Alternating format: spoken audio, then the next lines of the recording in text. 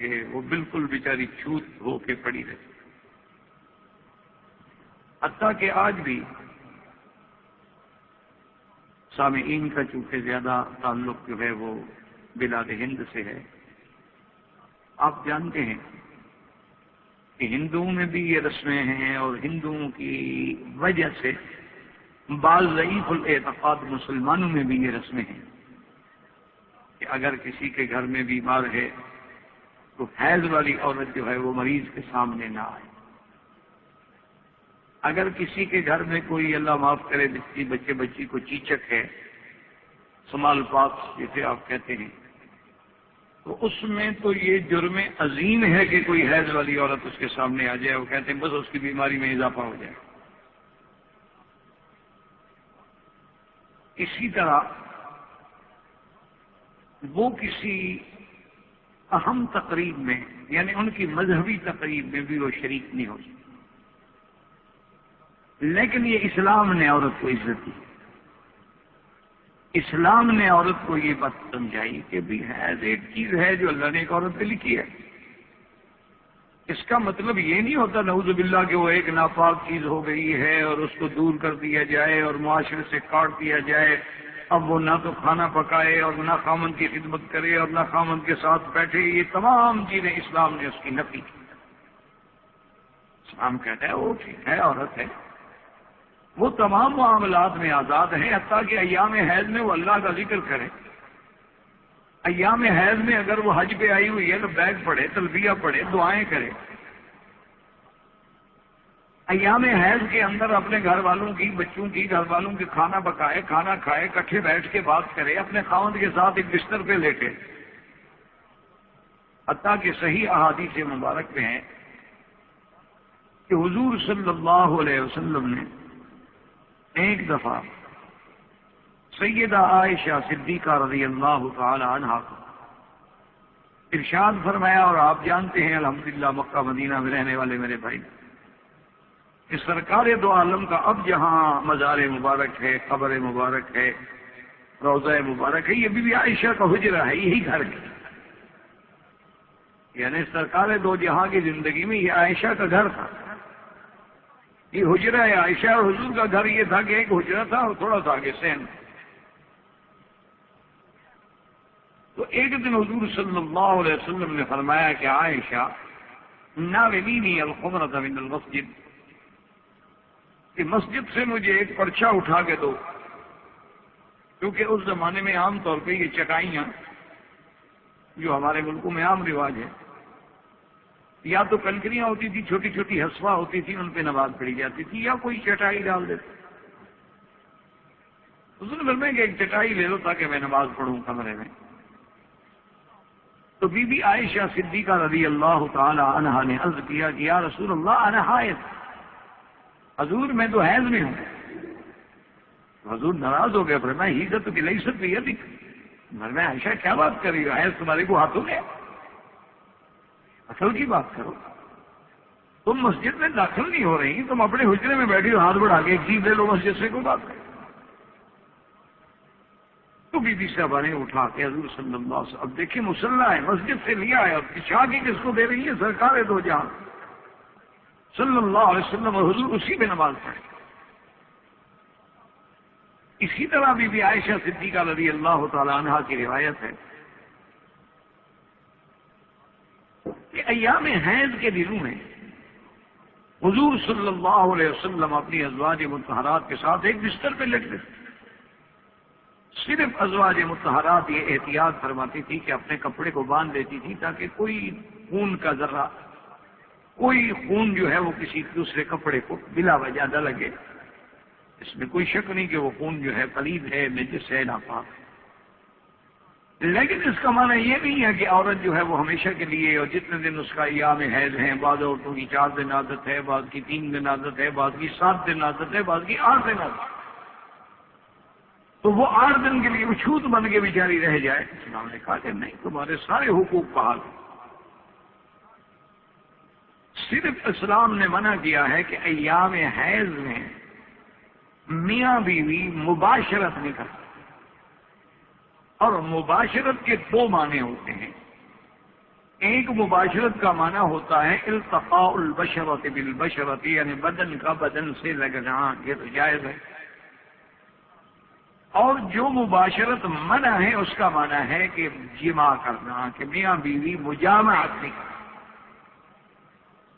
اور اس مجامعت نہ کرنے میں بھی دونوں کا فائدہ ہے، کیونکہ اللہ نے قرآن میں اس مسئلے کو بڑی وضاحت سے بیان کیا۔ یسألونک عن المحیض قل هو اذى، اللہ نے فرمایا کہ حضور آپ سے پوچھا جاتا ہے کہ حیض والی عورت کے بارے میں کہ کیا آدمی ایام حیض میں اپنی بیوی سے مل سکتا ہے، تو ان کو بتا دو کہ نہیں، یہ حیض بلی چیز ہے، اور لفظ اذا ہے جس سے دلالت ہوتی ہے کہ دونوں کے لیے یہ سبب اذا بھی ہے۔ اور آج یعنی طب جو ہے، چاہے طب قدیم ہو یا طب حدیث ہو، وہ یہ بات تسلیم کرتی ہے کہ اگر ایام حیض میں میاں اور بیوی ملیں گے تو دونوں کے لیے مسائل اور دونوں کے لیے مشکلات اور دونوں کے لیے بیماریوں کا سبب ہو سکتا ہے۔ اسی سے حادثے پیدا ہوتی ہے، اسی سے سوزات پیدا ہوتی ہے،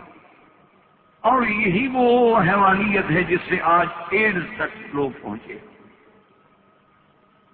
کہ اس کا سبب کیا ہے؟ وہی حیوانیت، کہ جانوروں کی طرح عورتوں کے ساتھ ڈیل کرنا، ان کے ساتھ نعوذ باللہ وضع غیر فطری جیسے اعمال دہرائے جانا، ایام حیض کے اندر ان کے ساتھ مباشرت کرنا اور غلط قسم کی حرکتیں کرنا، اس کا انجام جو ہے وہ ایڈز تک جا پہنچا ہے۔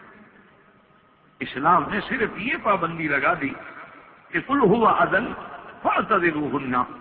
کہ ایام حیض کے اندر میاں بیوی جو ہیں وہ مجامعت نہیں کرتے، اور میاں بیوی کا ملنا جو ہے شریعت میں اس کو گناہ کرانا، کہ ایام حیض میں ملنا جو ہے وہ گناہ۔ اسی طرح ایک حدیث مبارک میں آتا ہے کہ کوئی عورت، کوئی بیوی اپنے خامند کی بات پر، مثلا خامند کو خواہش ہوئی، اس نے اپنی بیوی کو بلایا ہے، تو کوئی عورت اس پہ انکار نہیں کر سکتی کسی بھی حالت میں، الا فی ہے،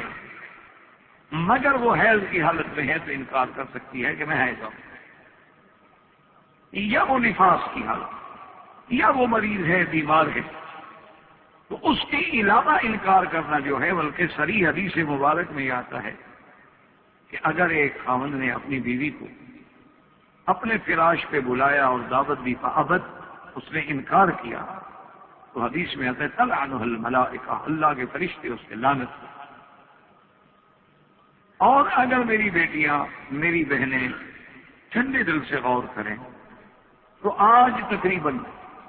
80% گھروں کی بربادی کا یہی سبب ہے کہ خامد کی اطاعت نہ کرنا، خامد کے حقوق کا خیال نہ رکھنا، اور اپنے اپنے فکر اور مزاج پہ چلنا۔ حالانکہ اگر ٹھنڈے دل سے سوچیں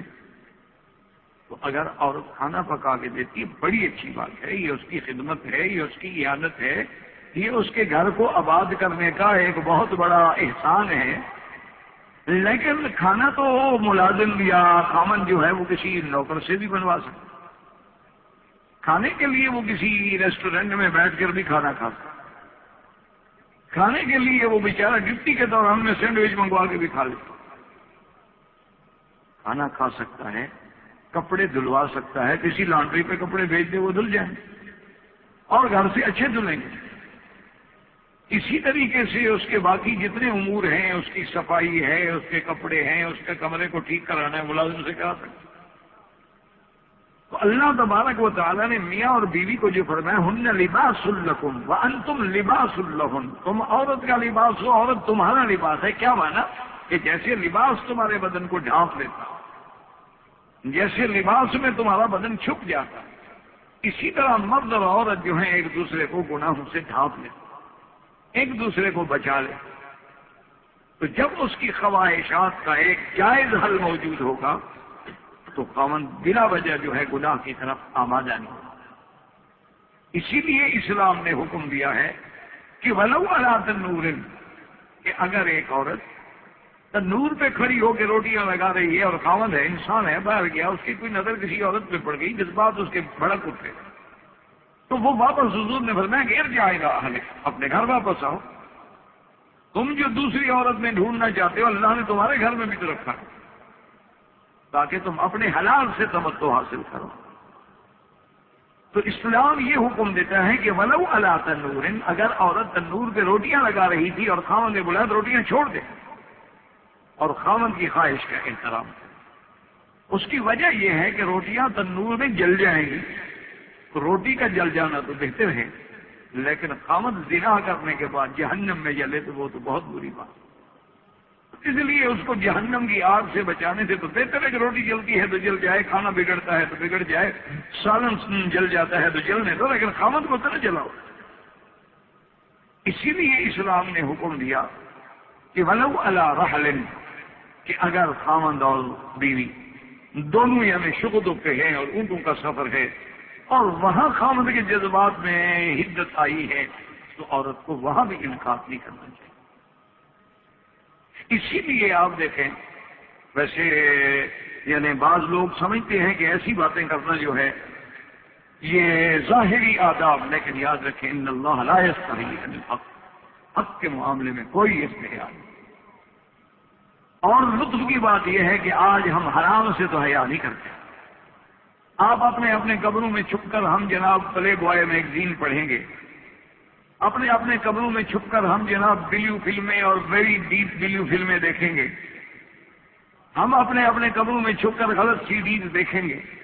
ڈش پہ غلط پروگراموں کے انتظار کریں گے، اس کے لیے جاگنا پڑے، اس کے لیے ہمیں صبح 4 بجے بیٹھنا پڑے، بیٹھیں گے۔ لیکن اگر کوئی عالم دین ایسے مسائل پہ گفتگو کرے تو ہم کہیں گے دیکھو جناب مولوی لوگ ہیں اور یہ تقریریں تو عورتیں بھی سنیں گی، یہ تقریریں تو جناب بچیاں بھی سنیں گی۔ تو یاد رکھیں کہ اسلام میں حلال سے کوئی شرم نہیں، اسلام حرام سے منع۔ اسی لیے اللہ تبارک و تعالیٰ کا ایک نظام دیکھیں کہ اللہ تبارک و تعالیٰ نے عورت کو حکم دیا ہے کہ اپنے خاوند کے جذبات کا اور خاوند کے خیالات کا احساس۔ اب یہ بھی مسئلہ ہے کہ اگر خدا نہ کرے، خدا نہ کرے، خدا نہ کرے کوئی آدمی حالت حیض میں بھی ابھی بھی مل بیٹھے تو اس کے لیے بھی اسلام کا حکم ہے کہ وہ توبہ کرے۔ اور یہ دیکھو کہ کیا ابتداء حیض میں ملا ہے یا انتہاء حیض میں ملا ہے، یعنی جب حیض شروع ہوا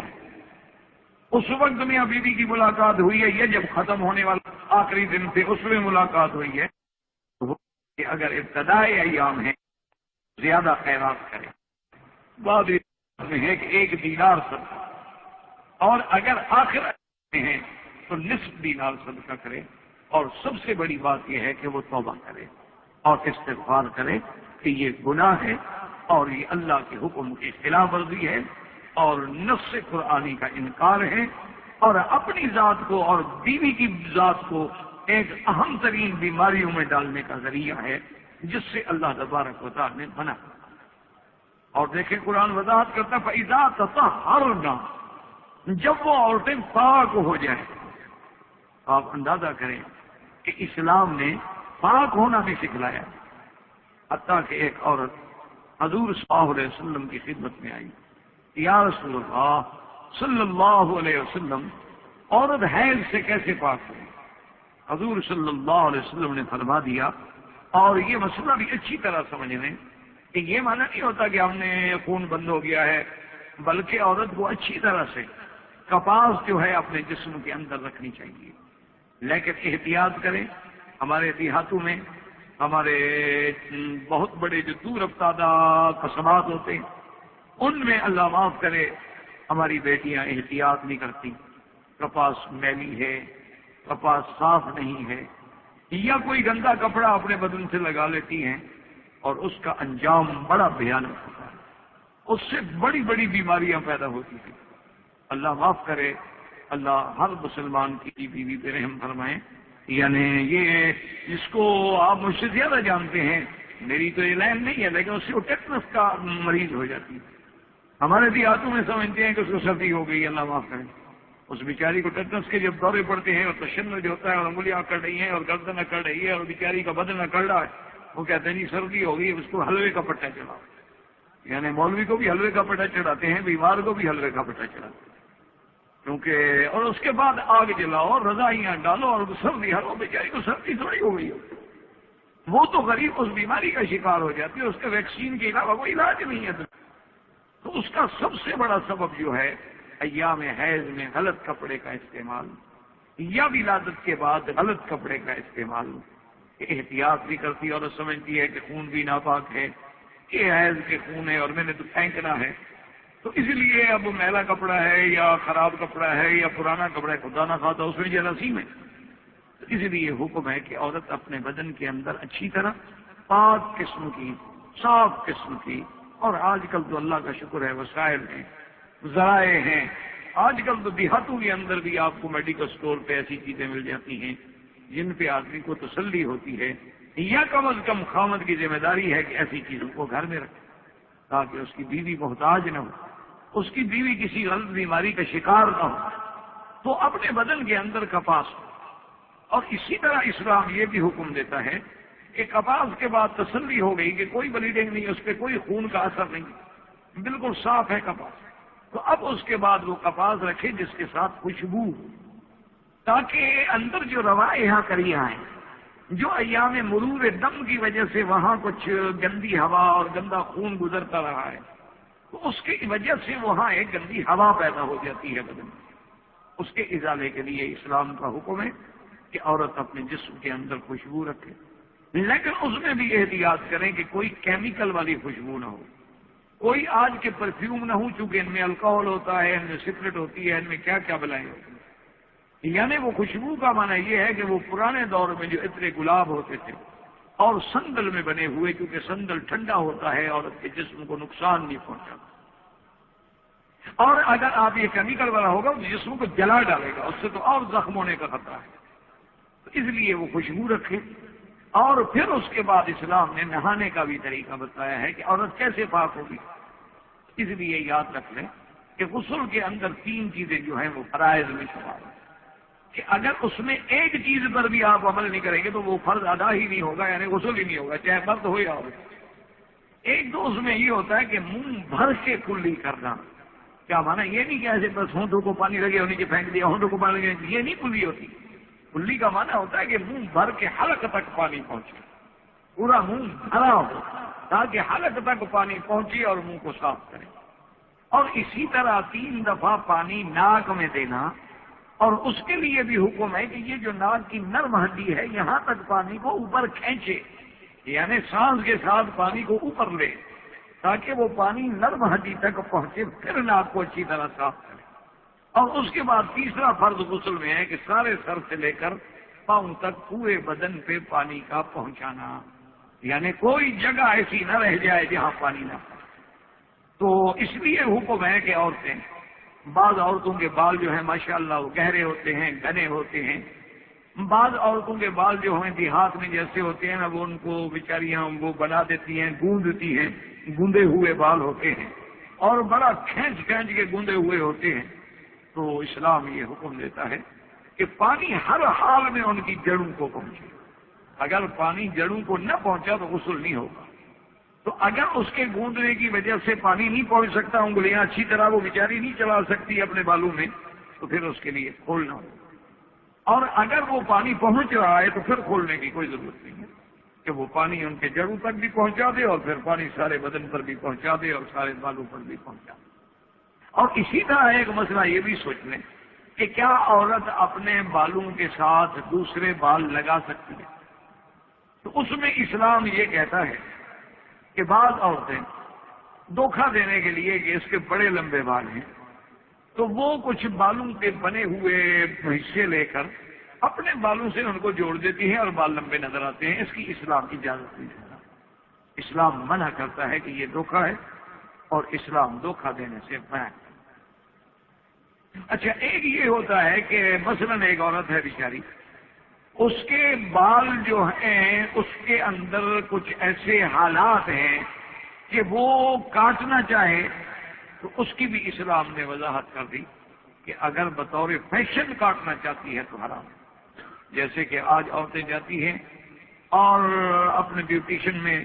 بیوٹی پارلرز میں، اور وہاں جا کے بال کٹواتی ہیں، یا بالوں کو گھنگریالا بنانے کے لیے اور بل دینے کے لیے مشینوں پہ، اور اس کو کئی کئی دن تک بیچاری باندھ کے رکھتی ہیں، ایک مستقل عذاب ہے۔ یعنی عورت کو پتہ نہیں دوسرے مرد کے جذبات کو شکار کرنے کے لیے خود کتنی تکلیفوں سے گزرنا پڑتا ہے کہ وہ جناب بالوں کو بل دے رہے ہیں اور باندھ رہے ہیں، اور کئی دن تک وہ بندھے رہیں اور کھلے نہیں، تاکہ اس میں گھنگریالا پن جو ہے وہ پیدا ہو جائے۔ تو یہ ساری چیزیں اسلام اس کی اجازت نہیں دیتا، اسلام اس سے منع۔ ہاں ایک بات یاد رکھیں کہ بعض اوقات عورتوں کے بال جو ہیں وہ دو شاخہ ہو جاتے ہیں۔ دو شاخہ ہونے کا معنی یہ ہے کہ جہاں بال کی انتہا ہے اس بال کے دو رخ بن جاتے ہیں، اب وہ بال بڑھتے نہیں۔ تو اس کا علاج یہ ہوتا ہے کہ وہ عورتیں جو ہیں ان بالوں کو، سروں کو کاٹ دیتی ہیں تاکہ بالوں کی نشو و نما جو ہے شروع ہو سکے۔ یہ جائز ہے اسلام میں، اس سے اسلام منع نہیں کرتا۔ اسی طرح اگر کسی عورت کے چہرے پہ بال نکل آئے، بعض عورتوں کے چہروں پہ بال آ جاتے ہیں، تو ان بالوں کا ازالہ کرنا بھی شریعت منع نہیں کرتی۔ اسی طرح بعض عورتوں کی منھ اور داڑھی کے بال بھی نکل آتے ہیں، تو ان کا ازالہ کرنا یا ان کو ہمیشہ کے لیے لیزر سے ختم کروا دینا، اس سے بھی اسلام منع نہیں کرتا ہے۔ اس کے لیے وہ بال ہٹانا جو ہے وہ جائز اور کوئی منع نہیں۔ اچھا، اسی طرح بعض عورتوں کی پنڈلیوں پہ اور زیادہ بال ہوتے ہیں، اگر وہ ان کا ازالہ کرنا چاہے تو اسلام اس کی بھی اجازت دیتا ہے، اسلام اس سے بھی منع نہیں کرتا ہے۔ اسلام صرف یہ کہتا ہے کہ کوئی ایسا کام نہ کرو کہ تشبہ بالکفار ہو جائے، کوئی ایسا کام نہ کرو جس میں دوسرے کے لیے دھوکہ ہو، کوئی ایسا کام نہ کرو جس کے لیے فریب ہو۔ ہاں ایک ضرورت ہے، اچھا مثلا ایک بچی ہے، اللہ نہ کرے اس بیچاری کے بال نہیں ہوتے، یا بال اتنے چھوٹے ہوتے ہیں کہ وہ گنجی نظر آتی ہے غریب، ایسے حالات ہوتے ہیں، بعض ہارمونل کہتے ہیں پریشانی کی وجہ پر، یا بعض وٹامن کی کمی کی وجہ پر، بعض بچے ہوں یا بچیاں ہوں ان کے بال جو ہیں وہ بڑھتے نہیں، تو ان کو اگر وگ لگانی پڑ جائے تو اس کا بھی اسلام نے باقاعدہ احکام بیان کیے ہیں۔ کیا تم اس کی پلاسٹک سرجری کرانا چاہتی ہو تو اس سرجری کی بھی اسلام اجازت دیتا ہے، لیکن اس میں شرط یہ ہے کہ کسی انسان کے بال نہ لگواؤ، کیونکہ جو انسانی بال ہیں ان کو دوسری جگہ لگانا منع کیا ہے۔ ہاں اگر تم اس پلاسٹک سرجری سے تم اپنے بال جو ہیں لگا رہی ہے، لیکن وہ بال مصنوعی ہیں، بنائے ہوئے بال ہیں، تو کوئی حرج نہیں، وہ آپ لگا سکتے۔ لیکن اس میں بھی اسلام یہ حکم دیتا ہے کہ کیا وہ بال جو لگائے جا رہے ہیں وہ فکس ہیں، وہ ہمیشہ اندر جڑے رہیں گے، ان کو نکالا نہیں جائے گا، تو پھر اس پہ مسح کرنا بھی جائز ہے، غسل کرنا بھی جائز ہے، اسی میں پانی بہانا بھی جائز ہے۔ اور اگر وہ بال آپ نے ایسے لگائے ہیں جیسے آج کل جدید قسم کے وگ آ گئے ہیں، پتہ بھی نہیں لگتا ہے پہنے ہوئے، لیکن وہ اتاری جا سکتی ہے، تو پھر آپ کو مسح کے وقت میں وہ وگ جو ہے اتارنی ہوگی، غسل کے وقت میں وہ وگ جو ہے اتارنی ہوگی، پھر آپ کو غسل صحیح ہوگا، ورنہ آپ کا غسل جو ہے وہ صحیح نہیں ہوگا۔ تو اسلام دیکھیں ہمیں، اور آج بعض میری بیٹیاں اور بہنیں صرف فیشن کی یعنی اتنی نظر ہو گئی ہیں کہ وہ بیچاری بڑے بڑے پیسے خرچ کر کے اپنے بالوں کی سیٹنگ کراتی ہیں۔ اب ان کو میاں بیوی ملے غسل کرنا ہے تو وہ پلاسٹک کا کیپ بالوں پہ چڑھا دیتی ہیں تاکہ میرے بال خراب نہ ہوں، اور باقی بدن پہ پانی بہا دیتی ہیں، تو وہ غسل نہیں ہوگا۔ وہ عورت اسی طرح حالت جنابت میں شمار ہوگی، اسی حالت میں ناپاک شمار ہوگی جب تک کہ اس کے تمام بالوں میں پانی نہ پڑے۔ اسی لیے ایک صحابی نے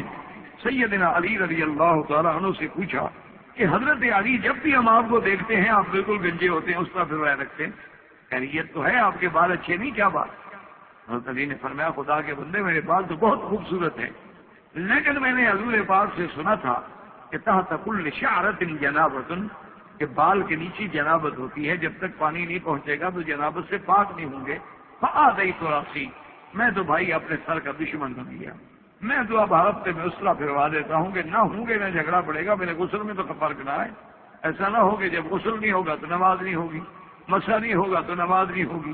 تو میں بلا وجہ ایک شوق کے لیے اپنے آپ کو پریشانی میں مبتلا کر دوں۔ تو بہرحال لیکن اسلام بال رکھنے کی اجازت دیتا ہے، اور سرکار دو عالم نے ساری زندگی بال رکھے۔ حضور پاک نے تو صرف حجۃ الوداع پہ اس طرح پھروایا یا عمرے میں اس طرح پھروایا ہے، ورنہ تو حضور پاک صلی اللہ علیہ وسلم کو بال رکھنا محبوب ہے، اور عورت کے بال تو اتنے محبوب ہیں کہ آپ اندازہ کریں کہ مرد کے لیے تو افضل ہے عمرہ ہو یا حج ہو، فارغ ہونے کے بعد سر پہ اسرا پھروائے، لیکن اسلام عورت کو اس کے بالوں کی اتنی اہمیت ہے، اتنی عزت ہے، اتنی احترام ہے کہ عورت جو ہے صرف اپنے بالوں کو اکٹھا کر کے آخر میں ایک بور کے برابر کاٹ دے، لیکن اس کو سارے بال کٹوانے کی یا چوتھا حصہ بالا کٹوانے کی اجازت نہیں ہے۔ تو اب اسلام ہمیں حکم دیتا ہے کہ ہم حیض سے کیسے پاک ہیں۔ تو لہذا ایک تو یہ ہے کہ وہ اپنے بدن میں کپاس رکھے، اپنے بدن میں خوشبو رکھے، اور یہاں عرب میں تو ایک بڑا اچھا رواج ہے، اگر ہم چاہیں تو ہمارے لیے بھی کوئی مشکل بات نہیں ہے کہ اصل یہ ساری چیزیں تو ہمارے ہند سے آتی ہیں،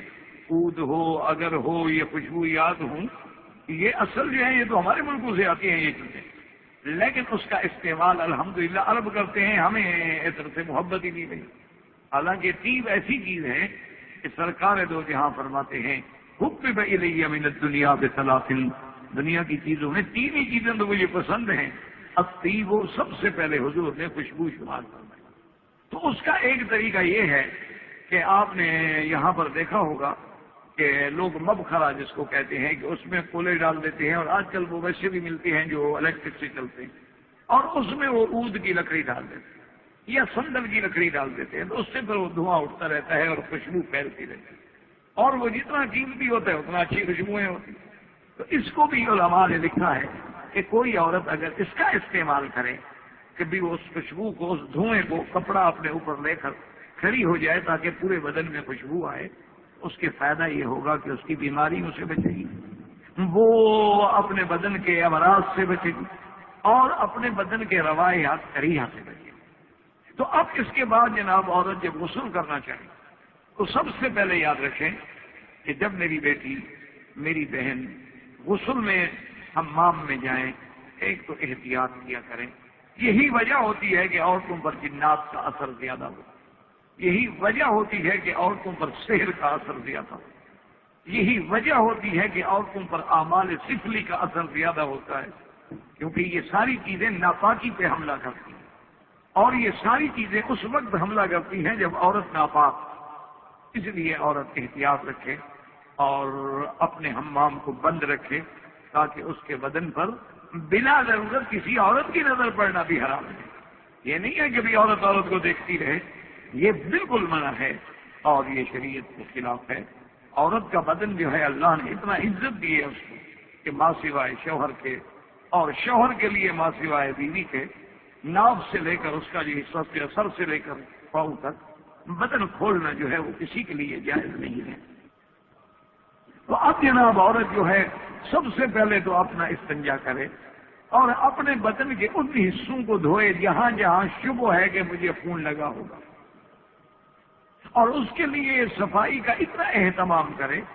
کہ بعض فقہا لکھتے ہیں کہ اگر وہ چاہے تو اپنے جسم میں کپڑا پھیر لے یا اپنے جسم میں انگلی سے، تاکہ کہیں خون جم جاتا ہے، بدن کے اندر کے حصوں میں خون کے ٹکڑے لگ جاتے ہیں، اور یہی خون جب جم جاتا ہے تو پیشاب سے زخم کر کے نکلتا ہے، اور یہی پھر امراض کا باعث بنتا ہے۔ اچھی طرح صاف کرے، صاف کرنے کے بعد پھر وہ وضو کرے جیسے نماز کا وضو کیا جاتا ہے، اور وضو کے اندر یاد رکھیں کہ 4 چیزیں ضروری ہیں۔ ایک تو وضو کے اندر یہ ہے کہ یہ سر کی پیشانی کے بال جہاں سے شروع ہوتے ہیں تھوڑی تک اور دونوں کانوں کے لموں تک، اس کو دھونا جو ہے ضروری ہے۔ اسی طرح آپ یاد رکھیں کہ وضو کے اندر ہاتھوں کا دونوں کوہنیوں تک دھونا جو ہے وہ ضروری ہے۔ اسی طرح سر کا مسح جو ہے وہ ضروری ہے، اور پاؤں کا ٹخنوں کے ساتھ دھونا جو ہے وہ ضروری ہے۔ تو عورت جو ہے وہ باقاعدہ وضو کرے جیسے نماز کا وضو ہوتا ہے، اور اس کے بعد وہ پھر اپنے پورے بدن پہ پانی بہائے اور کوشش کرے کہ بدن کے کسی ذرے پر بھی ایسا مقام نہ رہ جائے جہاں پانی نہ پڑے۔ اور اسی طرح خاص طور پہ میری بیٹیاں ان باتوں کا خصوصی خیال رکھیں کہ بعض اوقات ان کے ہاتھ میں انگوٹھیاں ہوتی یا بعض اوقات ان کے ہاتھ میں رنگ ہوتے ہیں، اور بعض بیٹیاں جو ہیں یہ تو جی میری منگنی کا رنگ ہے اور مجھے وہ خطیب نے پہلایا تھا، وہ تو اس کو تو اتارنا نعوذ باللہ اس کے لیے یعنی بدشگونی ہے،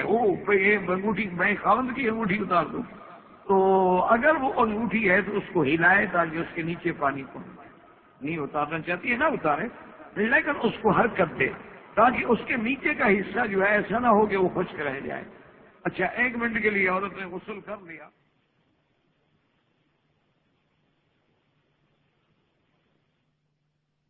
کا خصوصی خیال رکھیں کہ بعض اوقات ان کے ہاتھ میں انگوٹھیاں ہوتی یا بعض اوقات ان کے ہاتھ میں رنگ ہوتے ہیں، اور بعض بیٹیاں جو ہیں یہ تو جی میری منگنی کا رنگ ہے اور مجھے وہ خطیب نے پہلایا تھا، وہ تو اس کو تو اتارنا نعوذ باللہ اس کے لیے یعنی بدشگونی ہے، یہ انگوٹھی میں خاوند کی انگوٹھی اتار دوں، تو اگر وہ انگوٹھی ہے تو اس کو ہلائے تاکہ اس کے نیچے پانی کم آئے۔ نہیں اتارنا چاہتی ہے نہ اتارے، لیکن اس کو حرکت دے تاکہ اس کے نیچے کا حصہ جو ہے ایسا نہ ہو کہ وہ خشک رہ جائے۔ اچھا 1 منٹ کے لیے عورت نے غسل کر لیا، بعد میں خیال آیا کہ میں نے تو انگوٹھی کو نہیں ہلایا تھا، تو اب یہ نہیں کہ دوبارہ غسل کریں بلکہ اسی جگہ کو تھوڑا سا ہلا کے پانی پہنچا۔ اسلام یہ نہیں کہتا ہے کہ اب دوبارہ غسل کریں۔ اچھا اس کو خیال آیا کہ ہاں میرے ہاتھ میں تو کنگن بڑا ٹائٹ تھا، ہو سکتا ہے اس میں نیچے پانی نہ پہنچا، اسی کو اسی وقت ہلا کے صرف پانی پہنچا، دوبارہ غسل کرنے کی اس کو کوئی ضرورت نہیں ہوتی۔ تو اسلام نے اس کے لیے ایک راحت کا انتظام بھی کیا ہے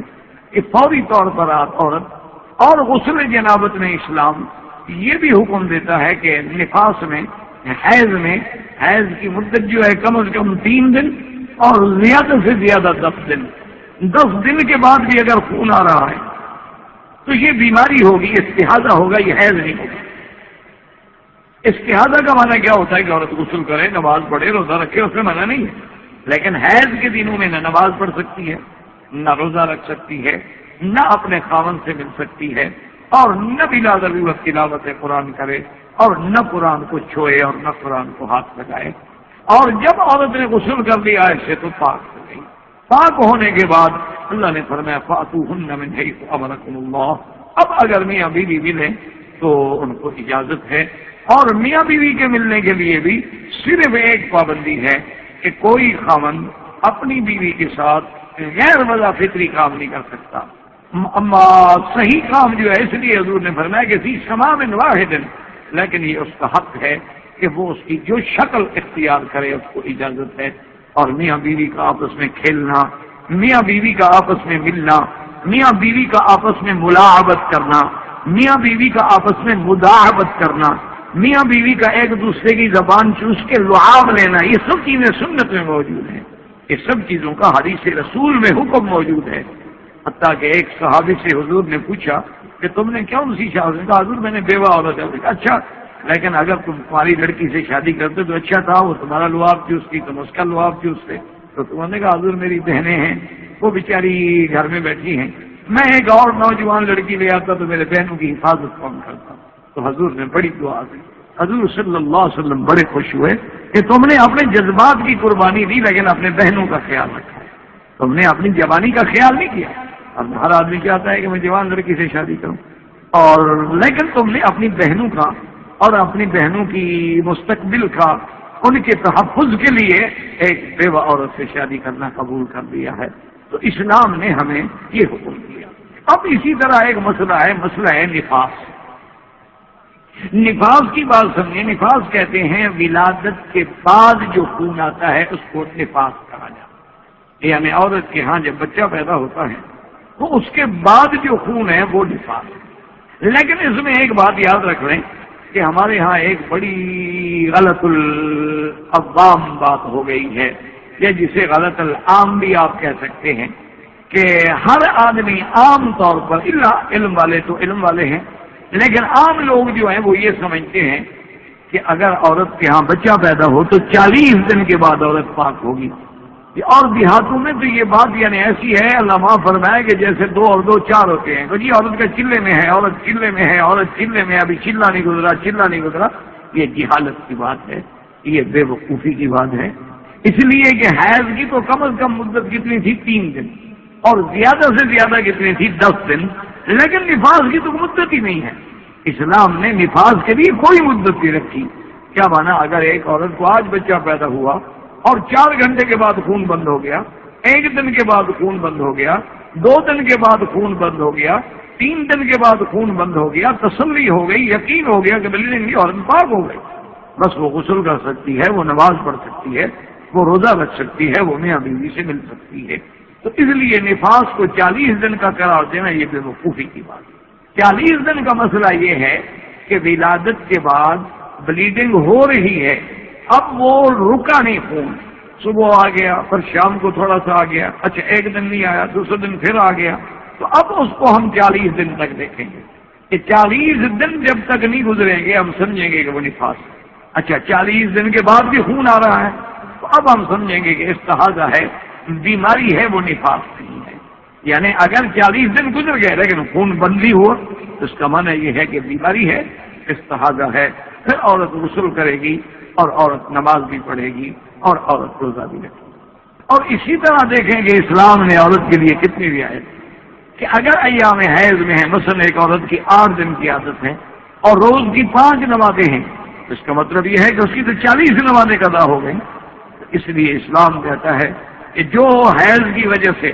نمازیں تمہاری چھوٹ گئی اس کے قضا کی ضرورت ہی نہیں ہے، وہ اللہ نے تمہیں معاف کر دیا، کہ اس لیے کہ گویا کہ وہ تم پہ فرض ہی نہیں ہوئی کیونکہ تم پاک ہی نہیں تھے، وہ تو اللہ نے پاک لوگوں پہ فرض کی ہے۔ تو اس لیے اسلام نے یہ حکم دیا ہے۔ لیکن جہاں تک روزے کا تعلق ہے، کیونکہ روزہ تو سال میں ایک دفعہ آئے گا، سال میں ایک ہی مہینہ ہے رمضان المبارک کا، یعنی عورت کے لیے سال میں ایک دفعہ کے روزے آئیں گے، ہو سکتا ہے ایک روزہ رہ جائے، 2 رہ جائیں، 3 رہ جائیں، 4 رہ جائیں، 8 رہ جائیں، تو اس کے قضا کرنے کا حکم ہے کہ عورت جو ہے وہ اپنے روزے جو اس کے رہ گئے تھے حیض کی وجہ سے ان کو باقاعدہ قضا کرے گی، لیکن اس قضا کی وہ یہ پابند نہیں ہے کہ وہ باقاعدگی سے کہ ترتیب کے ساتھ قضا کرے کہ 8 روزے رہ گئے تو اب 8 دن متواتر روزہ رکھنے، وہ چاہے تو ایک روزہ رکھ لے، وہ چاہے تو 2 روزے رکھ لے، وہ چاہے تو گرمیوں میں روزے نہ رکھیں، جب ٹھنڈا موسم آ جائے روزے رکھ لے تاکہ مجھے تکلیف ہی نہ ہو، تو اس کو روزے کی تو قضا کرنی ہوگی، لیکن نماز کی قضا جو ہے عورت کے لیے معاف ہے۔ اور اسی میں ایک مسئلہ یہ بھی یاد رکھ لیں کہ روزے کی قضا ہے یا کوئی عورت نفلی روزہ رکھنا چاہتی ہے، جیسے مثلاً سوموار کا روزہ ہے، جیسے مثلاً جمعرات کا روزہ ہے، جیسے مثلاً 13، 14، 15 کا روزہ ہے، یا کوئی عورت جو ہے ویسے نفلی روزے رکھتی ہے، تو اس کے لیے بھی اسلام نے حکم دیا ہے کہ عورت اپنے خاوند سے اجازت لے کے نفلی روزہ رکھے، کیونکہ ہو سکتا ہے کہ خاوند کو ان دنوں کے اندر ہی آنا ہے گھر میں،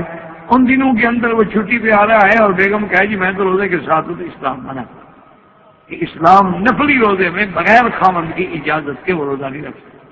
بغیر خاوند کی اجازت کے وہ نفلی عبادات سے نہیں اپنے آپ کو صرف کر سکتی۔ حتیٰ کہ بعض علماء نے تو اتنا لکھا ہے کہ میاں بیوی اگر آپس میں ہنس کھیل رہے ہیں، ایک دوسرے سے ملاعبت کر رہے ہیں، تو نکاح کے نفل پڑھنے سے ان کو اللہ زیادہ ثواب دیتے ہیں کہ نفل سے تو ان کے درجات بلند ہوں گے، لیکن اس سے میاں بیوی میں محبت ہوگی، مودت ہوگی، الفت ہوگی، اور دونوں گناہوں سے بچیں گے اور دونوں جہنم کی آگ سے ہمیشہ کے لیے محفوظ ہو جائیں گے۔ اور اسی طرح ایک حکام یہ بھی دیکھ لیں کہ ہمارے عام طور پر ہماری بہنیں بیٹیاں کہ مثلاً عمرے پہ آ رہی ہیں، یا مثال کے طور پہ جناب وہ انڈو پاک سے یا بنگلہ دیش سے یا کسی ملک سے آئی ہے عمرہ کرنے کے لیے یا حج کرنے کے لیے، اچھا اتفاق ایسا ہوتا ہے کہ حج کے دنوں میں اس کو حیض آ گیا یا عمرے پہ آ رہی تھی اور حیض آ گیا، تو عورتیں اتنا چیختی ہیں اور روتی ہیں کہ میں بڑی بدنصیب تھی اور میں بڑی گناہ گار تھی اور میں نعوذ باللہ بہت بری تھی، دیکھو اللہ پاک نے مجھے حج کے دنوں میں پلید کر دیا، میں جناب ناپاک ہوں اور عرفات میں ہوں، اور میں ناپاک ہوں مینا میں ہوں، اور میں ناپاک ہوں مزدلفہ میں ہوں، اور میں ناپاک ہوں احرام میں ہوں، تو یہ جاہلیت کی بات ہے، یہ بے وقوفی کی بات ہے۔ آپ اندازہ کریں کہ جب حج پہ حضور تشریف لائے ہیں تو ایام حج میں آتے ہوئے بی بی عائشہ کو حیض آ گیا، بی بی عائشہ رضی اللہ تعالیٰ عنہ حیض کی حالت میں ہیں، تو نے کہا یا رسول اللہ انا حائض، کوئی بات نہیں تم حج کر لو، حج کرنے کے بعد اگر تمہاری خواہش ہے تو عمرہ کر لینا، ان اللہ کا توالا بنا کے آدم، ورنہ اگر اللہ چاہتے تو کیا اپنی ازواج مطہرات رسول اللہ کو ان دنوں میں پاک نہیں رکھ سکتے تھے؟ کیا ان کو تکلیف سے روکا نہیں جا سکتا تھا؟ لیکن قیامت تک کے لیے نمونہ بننا تھا حضور کی بیویوں نے، اس لیے جب بی بی آئی ہے حج میں تو بی بی عائشہ کو حیض آ گیا، جب حضور حج سے جانے لگے تو بی بی صفیہ کو حیض آ گیا، تو اس کے بعد انہوں نے کہا کہ یا رسول اللہ صفیہ حاضر، کہ بی بی صفیہ حیض کی حالت میں ہے، اور فرمایا حافظتنا، اور کیا وہ ہمیں روکنے والی ہے؟ طواف زیارت کیا اس نے کہ نہیں کیا؟ انہوں نے کہا حضرت طواف زیارت تو کر چکی ہے لیکن طواف الوداع نہیں کیا. حضور نے فرمایا کہ حیض والی عورت کو طواف الوداع معاف ہے، طواف الوداع کے بغیر وہ جا سکتی ہے لیکن طواف زیارت کے بغیر وہ نہیں جا سکتی ہے. تو اسی لیے میرے عزیز ایک مسئلہ سمجھ لیں کہ مثلاً عورت اپنے ملک سے آ رہی تھی اور جب وہ میقات پہ پہنچی، میقات کا کیا معنی ہے کہ اگر آپ بمبئی سے یا دہلی سے یا کراچی سے یا ڈھاکہ سے ہوائی جہاز پہ آ رہے ہیں تو پھر آپ کو احرام اپنے ایئرپورٹ سے باندھنا چاہیے یا جہاز کے اندر آپ کو احرام باندھنا چاہیے. تو ایک مسئلہ سمجھ رہے ہیں کہ عورت اگر اس وقت حیض میں ہے تو کوئی حرج نہیں، کوئی منع نہیں، کوئی شریعت اس کو منع نہیں کرتی، وہ عورت غسل کرے، لیکن یہ غسل صفائی کے لیے ہوگا، یہ غسل پاکی کے لیے نہیں ہوگا. غسل کرنے کے بعد باقاعدہ عورت نماز نہیں پڑھے گی اور نیت کرے گی لبیک فی عمرۃ لبیک اللہم لبیک لبیک لا شریک لک لبیک. اور ساتھ یہ بات بھی سمجھ لیں کہ ہمارے ہاں ایک رواج بن گیا ہے کہ جب عورت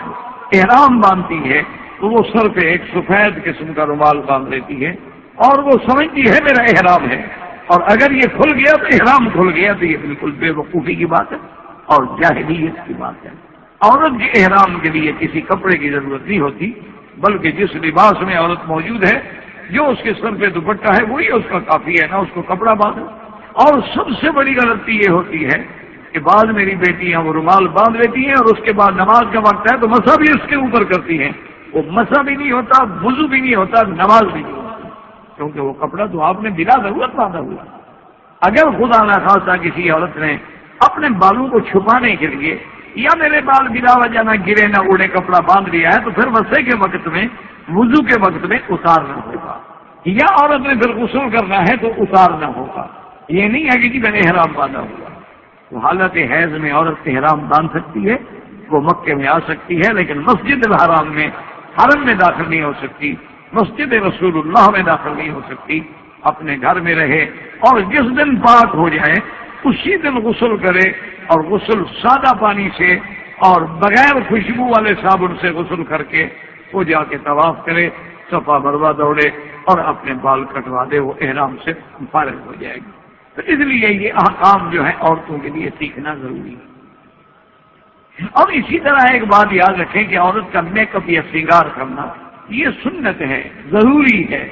اسلام حکم دیتا ہے کہ عورت اپنے گھر میں میلی کچیلی نہ رہے، عورت اپنے گھر میں اجڑے ہوئے لباس میں نہ رہے، تاکہ خامد کو دیکھ کے نفرت پیدا نہ ہو، خامد کو دیکھ کے اس کے دل میں بوجھ پیدا نہ ہو. اور عورت کے بدن سے اب 2 دن غسل نہیں کیا ہے تو اس کے رواہ کریا ہے، صاف بات ہے کہ خامد کو نفرت پیدا ہوگی. اس لیے حکم ہے کہ عورت غسل کرے، عورت اپنے بدن پہ خوشبو لگائے، عورت اچھے سے اچھا کپڑا پہنے. عورت کے لیے تو اسلام نے ریشم بھی حلال کیا، عورت کے لیے اسلام نے سونا بھی حلال کیا، عورت کے لیے اسلام نے ہر قسم کا کپڑا جو ہے وہ حلال کیا ہے. وہ کپڑے پہنے، اچھا لباس پہنے، میک اپ کرے، سنگار کرے. لیکن ایک بات کا خیال رکھیں کہ بعض عورتیں لپسٹک استعمال کرتی ہیں، سرخی جسے ہم کہتے ہیں، یا مسی استعمال کرتی ہیں. لیکن اس میں ایک چیز کا خیال رکھیں کہ کیا وہ لپسٹک ان قسم کی تو نہیں جس سے تہ جم جاتی ہو ہونٹوں پہ. اگر تو ہونٹوں پہ تہ جم جاتی ہے اور اس کے اندر پانی نہیں جاتا تو پھر وضو نہیں ہوگا، آپ کا غسل بھی نہیں ہوگا اور وضو بھی نہیں ہوگا. لیکن بعض لپسٹک ایسی ہوتی ہے کہ جس کا رنگ تو آتا ہے لیکن تہ نہیں بنتی. جیسے مہندی کا رنگ تو آتا ہے ہاتھ پہ لیکن تہ نہیں بنتی. تو مہندی میں ہاتھ میں لگی ہو تو وضو کر سکتے ہیں، آپ غسل کر سکتے ہیں. تو اسی طرح اس لپسٹک کا بھی کوئی حل نہیں.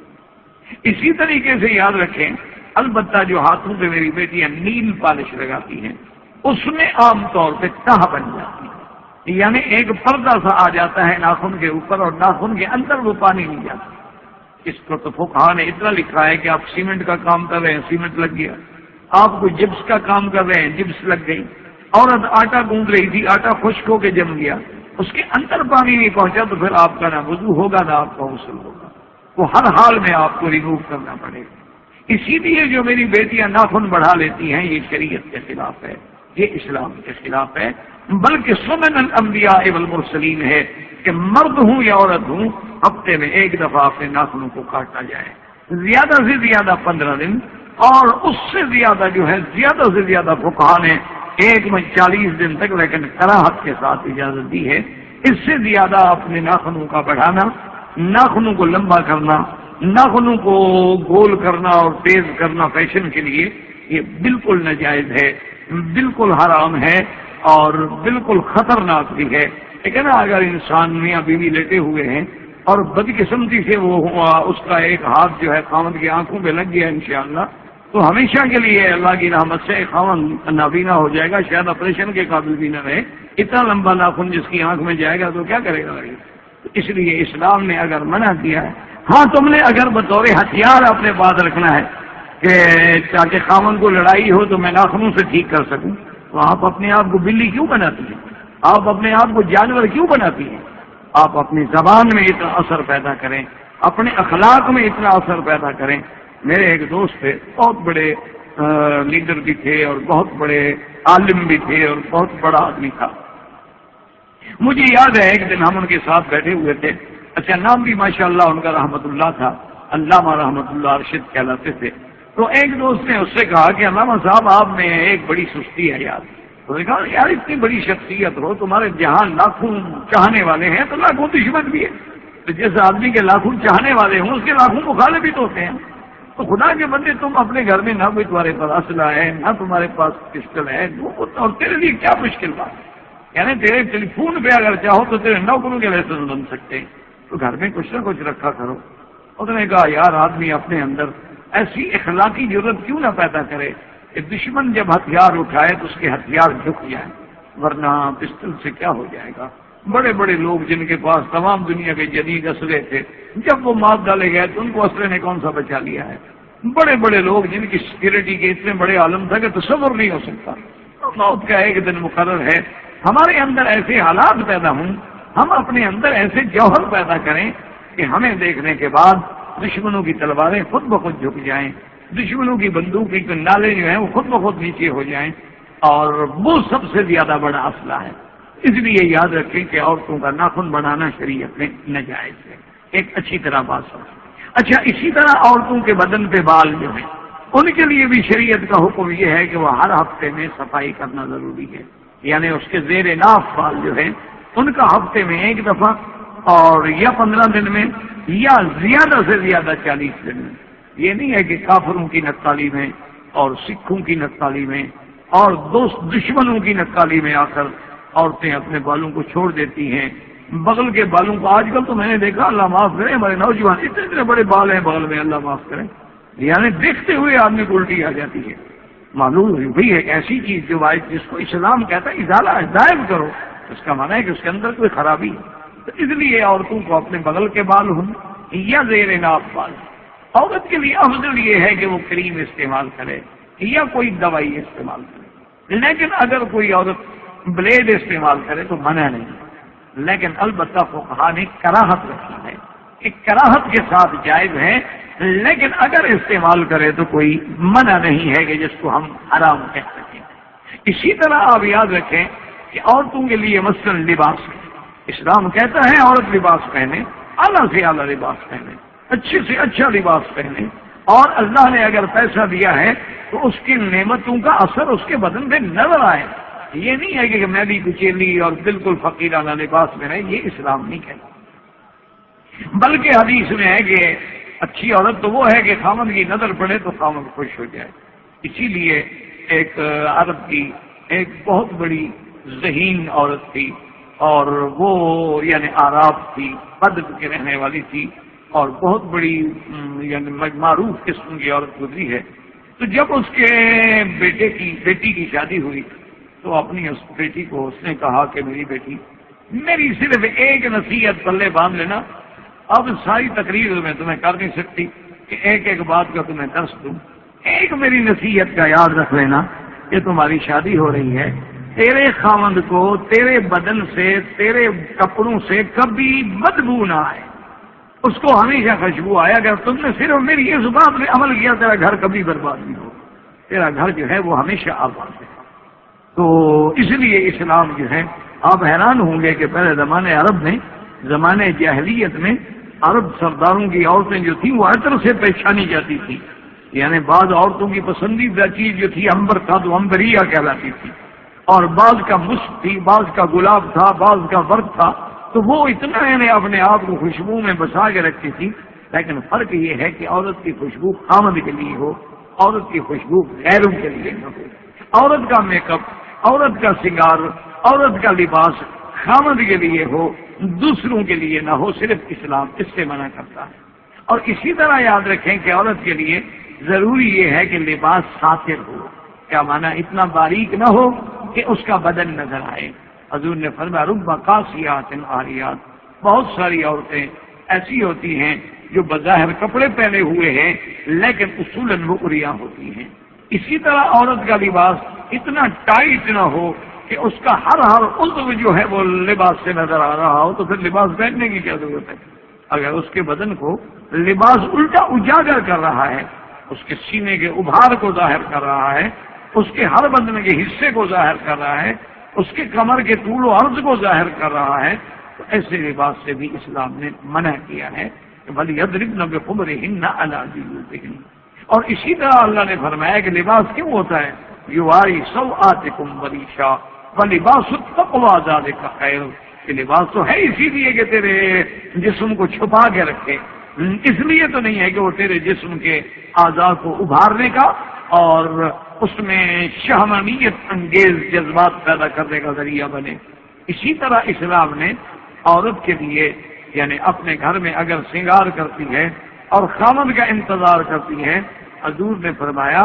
اس کو اس مجاہد کے برابر ثواب ملے گا جو سرحد پہ گھوڑا باندھ کے مسلمانوں کی حفاظت کے لیے بیٹھا ہوا ہے. کہ اس عورت نے بھی اپنے آپ کو تیار رکھا ہے تاکہ میرا خامن جو ہے وہ گناہوں سے محفوظ رہے، میرا خامن جو ہے وہ جہنم میں جانے سے محفوظ رہے. اس لیے اسلام. اچھا اسی طرح ایک بات یاد رکھیں کہ بعض عورتیں ایک ایسا لباس پہنتی ہیں، مثلا جین کی پینٹ پہن لی، اوپر جو ہے ہاف سلیو کا شرٹ پہن لیا، تو یہ تشبہ بالرجال ہے. اس لیے اللہ نے حرام کیا ہے عورت کے لیے کہ کوئی عورت پینٹ نہیں پہن سکتی، یا کوئی عورت نیکر یا عورت ایسا لباس جو خاص طور پہ مردوں کے لیے ہے اور مردوں کے استعمال میں ہوتا ہے، ایسی عورتوں پہ بھی اللہ نے لعنت بھیجی ہے. المتشبہین والمتشبہات، کہ مرد ایسا لباس پہنے جو عورتوں کا ہے یا عورتیں ایسا لباس پہنے جو مردوں کا ہے، وہ اسلام نے اس پہ لعنت بھیجی ہے اور پابندی لگا دی ہے. ہاں البتہ ایک بات ہے کہ مثلا ایک بعض عورتیں جو ہیں وہ اونچی ایڑی کے جوتے استعمال کرتی ہیں، تو اس کی فقہا نے اجازت لکھی ہے کیونکہ وہ مرد استعمال نہیں کرتے. ایک واضح بات ہے منع وہ ہوتی ہے عورتوں کے لیے. تو اگر کوئی چیز عورتیں استعمال کرتی ہیں تو اس کے استعمال کرنے میں حرج کوئی نہیں، لیکن اس میں کوئی شک نہیں کہ یہ جتنے نئے فیشن ہیں نا، یعنی ابھی میں چند دن ہوئے نا، ابھی آپ کا جب وہ امریکہ میں اور یورپ میں وہ بجلی کا جب بریک ڈاؤن ہوا، تو اس میں اخباروں میں پڑھ رہا تھا کہ بعض لوگ تھے نا جی 20ویں منزل پہ، بعض تھے 30ویں منزل پہ، بعض تھے 12ویں منزل پہ. اب جن لڑکیوں کے پاؤں میں جناب وہ جوتے تھے نا اونچی ہیل والے، ان کا تو جنازہ نکل گیا، وہاں جلوس نکل گیا بیچارے. کہ اب 20 منزلیں چڑھنا ہو ایڑی والے چوٹی کو اپنے جوتے کے ساتھ، پھر وہ ہاتھ میں پکڑے ہوئے تھے اور جناب جا رہی تھی آرام سے. اور جوتے قیمتی تھے، پھینک بھی نہیں سکتی تھی. جوتے مہنگے ہوں کون پھینکے گا؟ وہ اگر بالی کے ہوں، چرچل کے ہوں، مارکوس کے ہوں تو کون پھینک سکتا ہے؟ تو 800 ریال سے شروع ہوتے ہیں. تو اس کے بعد ہاں اگر یہ عام ہمارے ہوں جیسے ہمارے ملکوں میں چلتے ہیں، یہ تو شاید پھینک بھی دیتی بیچاری، لیکن وہ قیمتی جوتے کیسے پھینک؟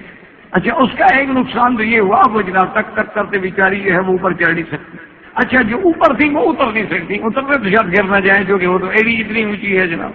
وہ تو پہلے سے اس کا پاؤں. تو یہ سارے فیشن جو ہیں یہ صرف اپنے آپ کو عذاب میں ڈالنے والی چیزیں ہیں، یہ اپنے آپ کو پریشان کرنے والی. اچھا اسی طرح انڈو پاک میں ساڑی کا استعمال ہوتا ہے،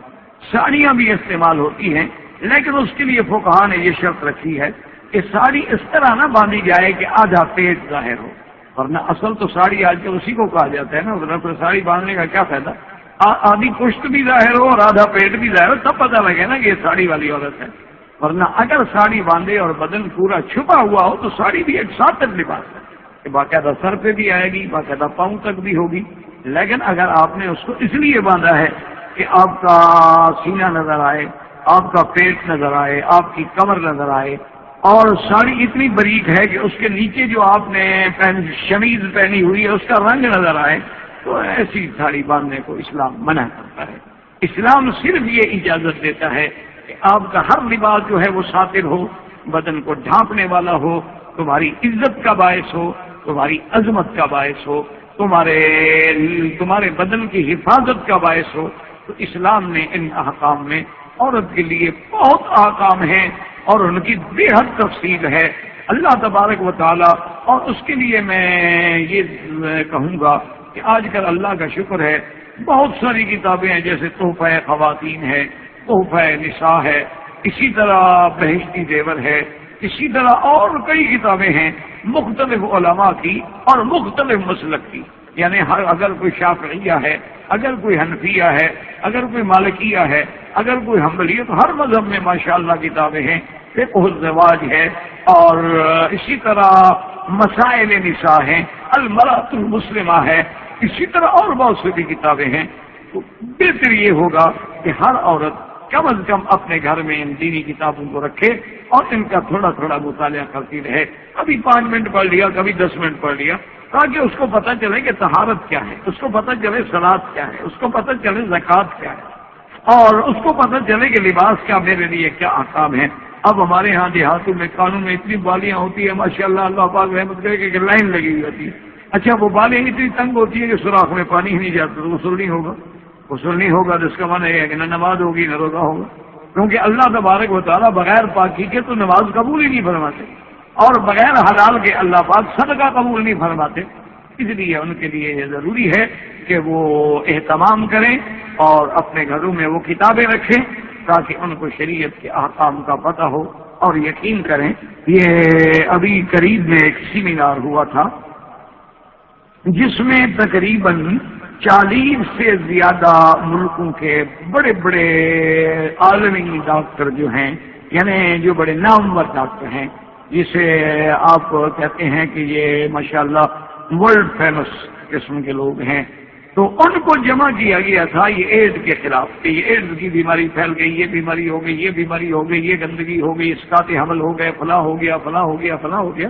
تو اس کے لیے اس سے انداز تھا کہ اس کے توڑ کا حل کیا ہو۔ آپ حیران ہوں گے کہ ان کے تجاویز کا خلاصہ یہ نکلتا ہے کہ جو اسلام نے احکام رکھے ہیں طہارت کے، اگر مرد اور عورت اس پہ عمل کریں تو انشاءاللہ وہ ان بیماریوں سے محفوظ رہیں گے۔ کہ اسلام کے جو احکام ہیں، اسلام کے جو فرائض ہیں، اسلام میں جو نظافت ہے، اسلام میں جو طہارت ہے، کہ اسلام نے یہ نہیں کہ ہم نے پاک کرنا، ہمارا تو ایمان کا حصہ ہے۔ ہمارے لیے صرف نظافت نہیں ہے غسل کرنا، ہمارے لیے ہاتھ دھونا صرف نظافت نہیں بلکہ ایمان کا حصہ ہے۔ تو نظافت جو ہے وہ ایمان سے ہے، حتیٰ کہ مسواک جو ہے اس کے بارے میں حضور نے 2 لفظ فرمائے ہیں، اور وہ کتنے جامع ہیں۔ فرمایا مطہرۃ للفم ومرضات للرب،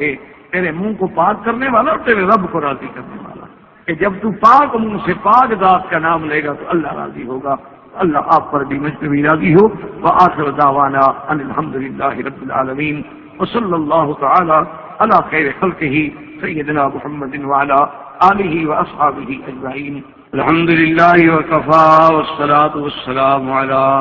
خاتم الانبیاء سیدنا محمد المصطفى وعلى آلہ المجتبى۔ برادران اسلام، واجب الاحترام بزرگوں، دوستوں، بھائیوں، عزیز اور جوانوں، الحمدللہ آپ کی اس مسجد مبارک میں، مسجد مستشفیٰ ظاہر میں جو سلسلہ درس اسلام اور عورت کا مقام جاری ہوا، اسی ضمن میں انشاءاللہ کیونکہ رمضان المبارک کے قریب ہونے کی وجہ سے آخری درس ہے پھر زندگی انشاءاللہ تو رمضان کے بعد، جیسا کہ الحمدللہ ثم الحمدللہ آپ اس موضوع پر کہ اسلام نے عورت کو کیا مقام دیا، اور اسی میں آپ تہذیب روم، تہذیب فارس، تہذیب یونان، تہذیب مصر، زمانہ جاہلیت کے بارے میں باتیں سن چکے۔ صحیح بات یہ ہے،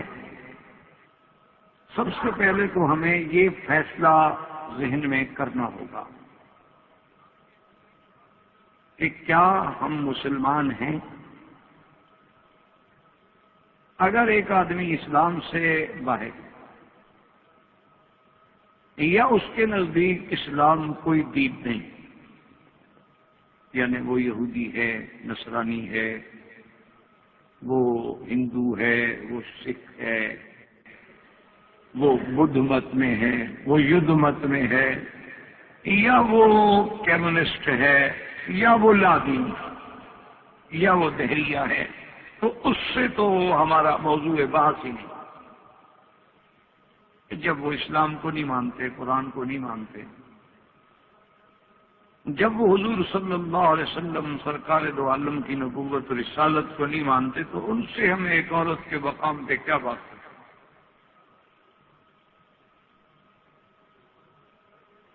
ہماری بات ان لوگوں سے ہے جو اپنے آپ کو مسلمان کہتے ہیں اور اسی ضمن میں وہ باتیں اگر دوسرے حضرات کو اپیل کرتی ہیں تو وہ بھی غور کریں، یعنی وہ دور نہ جائیں، وہ عصر حاضر کے تقاضوں میں، عصر حاضر میں عورت کو دیکھیں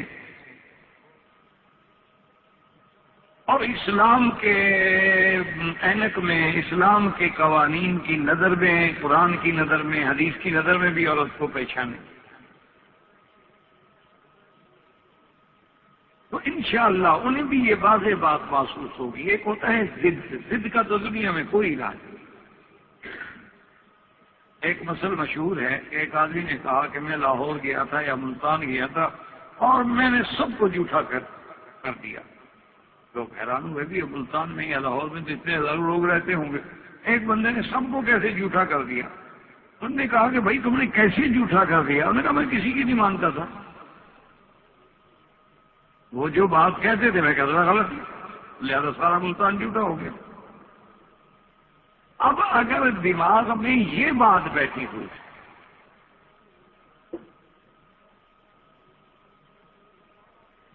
تو ان کا تو آپ میرے بھائی کوئی حل کر ہی نہیں سکتے، تو لہذا ان کے غم میں آپ دبلے نہ ہوں کہ جی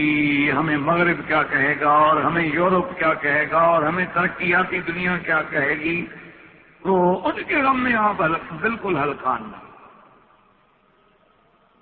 ان کے دور میں اگر کوئی عورت کو انہوں نے حقوق یا ترقی کے نام پہ دیا بھی ہے نا، تو وہ ایک مرد بنا کے دیا ہے، عورت بنا کے نہیں دیا۔ یعنی انہوں نے عورت کو مرد بنا دیا کہ بھی اب مرد ڈرائیور ہے، عورت بھی ڈرائیور ہے، مرد بیرا ہے، عورت بیرا ہے، مرد ٹرین چلاتا ہے، عورت ٹرین چلاتی ہے، مرد فوجی ہے، عورت فوجی، مرد سپاہی ہے، عورت بھی سپاہی ہے،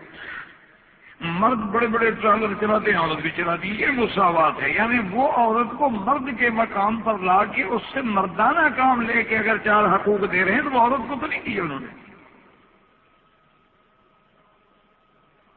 عورت کی مساوات و آزادی کا آپ نے اگر نظارہ دیکھنا ہو تو کبھی امسٹرڈم چلے جائیں اور وہاں دیکھیں کہ آج بھی عورت کو شیشے کے شوکیسوں میں اور یہاں کھڑا کیا جاتا ہے اس کی عصمت دری کے لیے۔ یہ ترقی ہے۔ یعنی اسلام پہ اعتراض کرنے والے کہ جی اسلام میں لونڈی ہے اور اسلام میں لونڈی ہے اور اسلام میں 4 شادیاں ہیں، آپ ان تہذیب کے مت والوں سے پوچھیں کہ یہ کون سی تہذیب ہے کہ باقاعدہ شیشے کے شو کیسوں میں عورت کو اڑیاں کھڑا کیا جاتا ہے تاکہ آپ اس کے انگ انگ کو دیکھ کر فیصلہ کریں کہ مجھے کون سی عورت پسند ہے۔ اگر اسی کا نام آزادی ہے تو ہم ایسی آزادی پہ لعنت دیں۔ اگر اسی کا نام آزادی ہے کہ آدمی ماں سے آزاد ہو، باپ سے آزاد ہو، حیا سے آزاد ہو، ضمیر سے آزاد ہو، معاشرے سے آزاد ہو، ایسی آزادی پہ ہم لعنت دیں۔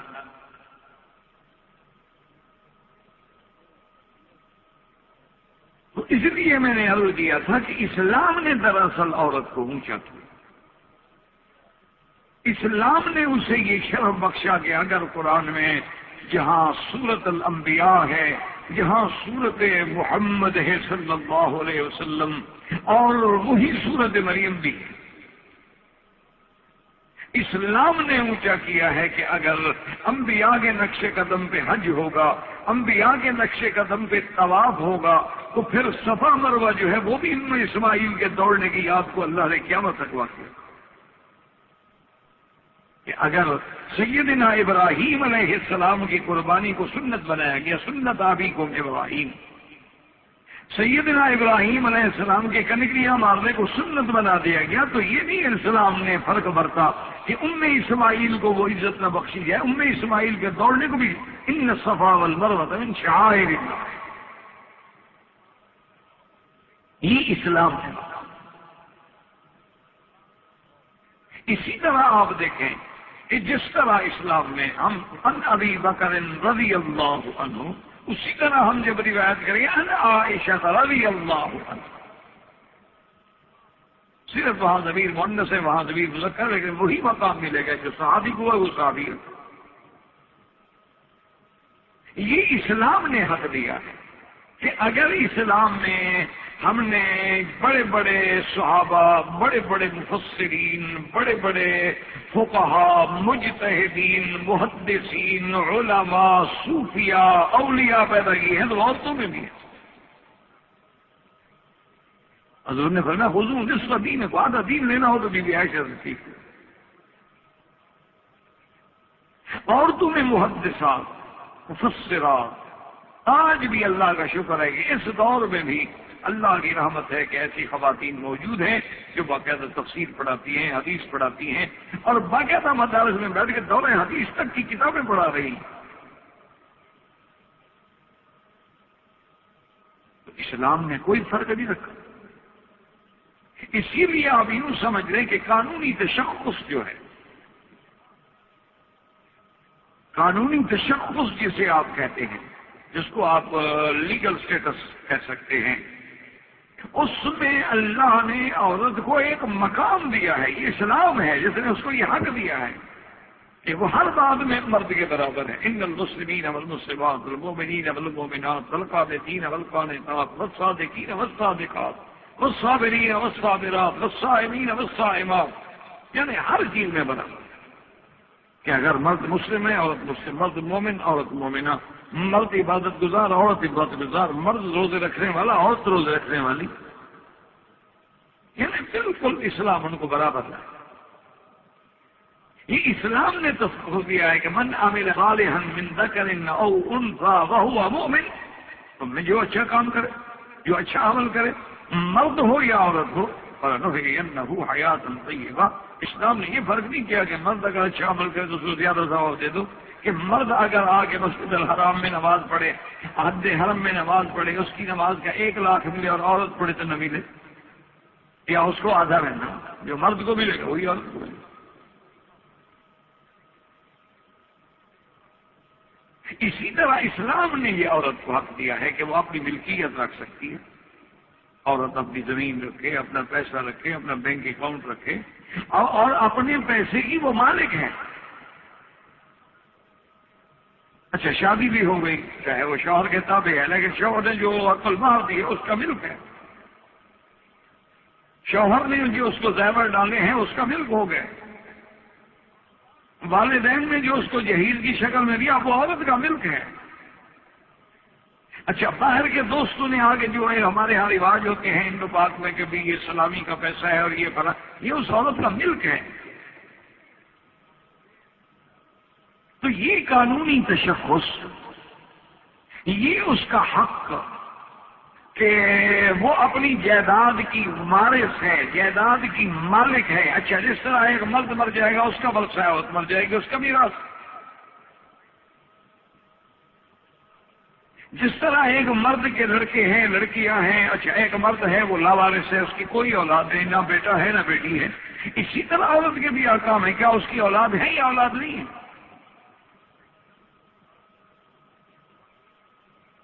تو یہ سارا حق جو ہے اگر آپ انتہائی یعنی بالکل غیر تعصب غیر متعصب ہو کے دیکھیں گے تو یہ ساری آزادی دینے والا صرف اسلام ہے۔ اچھا، اسلام نے اتنی بڑی آزادی دی ہے، اب اس سے بڑی کوئی مثال دنیا میں آپ دے سکتے ہیں کہ پیغمبر ہیں نوح علیہ السلام اور لوط علیہ السلام، اسلام قرآن کی عورت قرآن کی نظر میں الحمدللہ آپ پڑھ چکے ہیں کہ دونوں پیغمبر ہیں۔ اللہ حضرت نوح علیہ السلام تو سب سے پہلے پیغمبر، سب سے اول رسول ہے، اور حضرت لوط علیہ السلام بھی پیغمبر ہیں اور دونوں کی بیویاں ہیں۔ قرآن کہتا ہے فخانتاہما، ان نے خیانت کی۔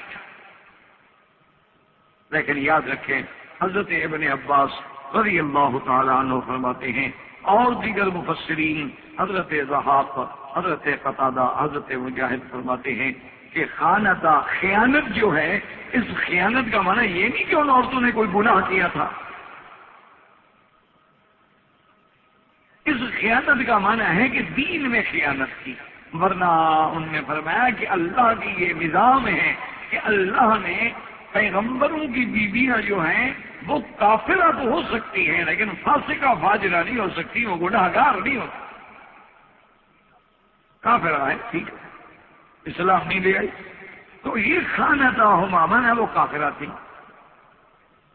اب آپ اندازہ کریں کہ ان کے اعمال سیئہ ہیں، کفر ہے، لیکن پیغمبر نبی ہیں لیکن نہیں بچا سکے،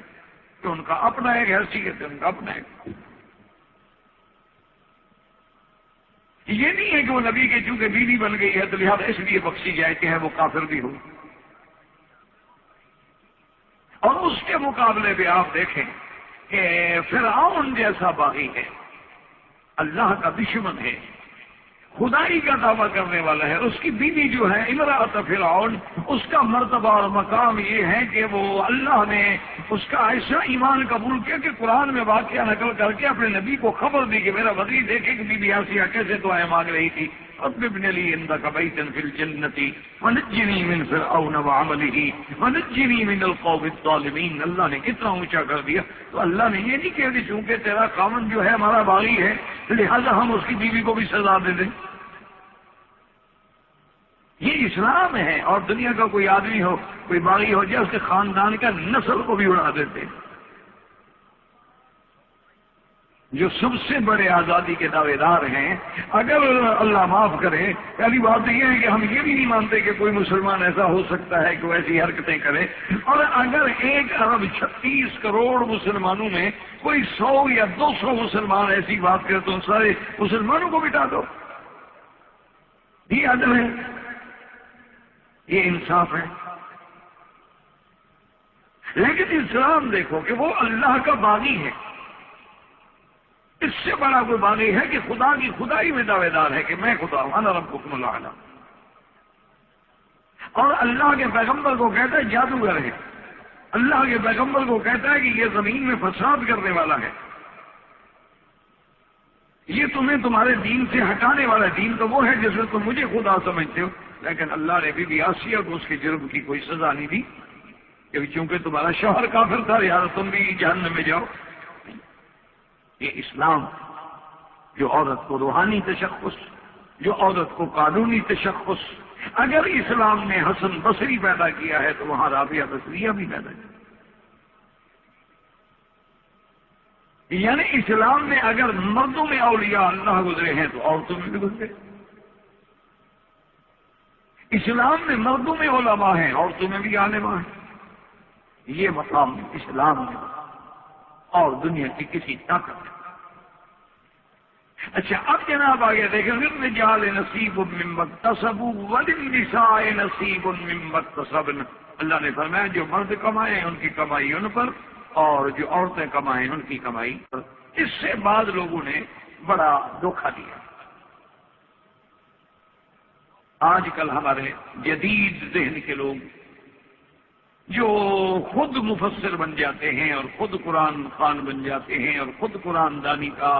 دعویٰ کرتے ہیں اور قرآن کا ترجمہ پڑھنے کے بعد اپنے آپ کو سمجھتے ہیں کہ جی اب ہمیں کسی عالم کی ضرورت ہی نہیں، تو انہوں نے بھی لوگوں کو یہ دھوکہ دیا کہ جی للرجال نصیب مما اکتسبوا، مردوں کے لیے وہ ہے جو وہ کمائیں، وللنساء نصیب مما اکتسبنا، اور عورتوں کے لیے وہ ہے جو عورتیں کمائیں۔ تو نے کہا جی اسلام تو دونوں کو کمانے کی اجازت دیتے، وہ بھی نوکری کرے وہ بھی نوکری کرے،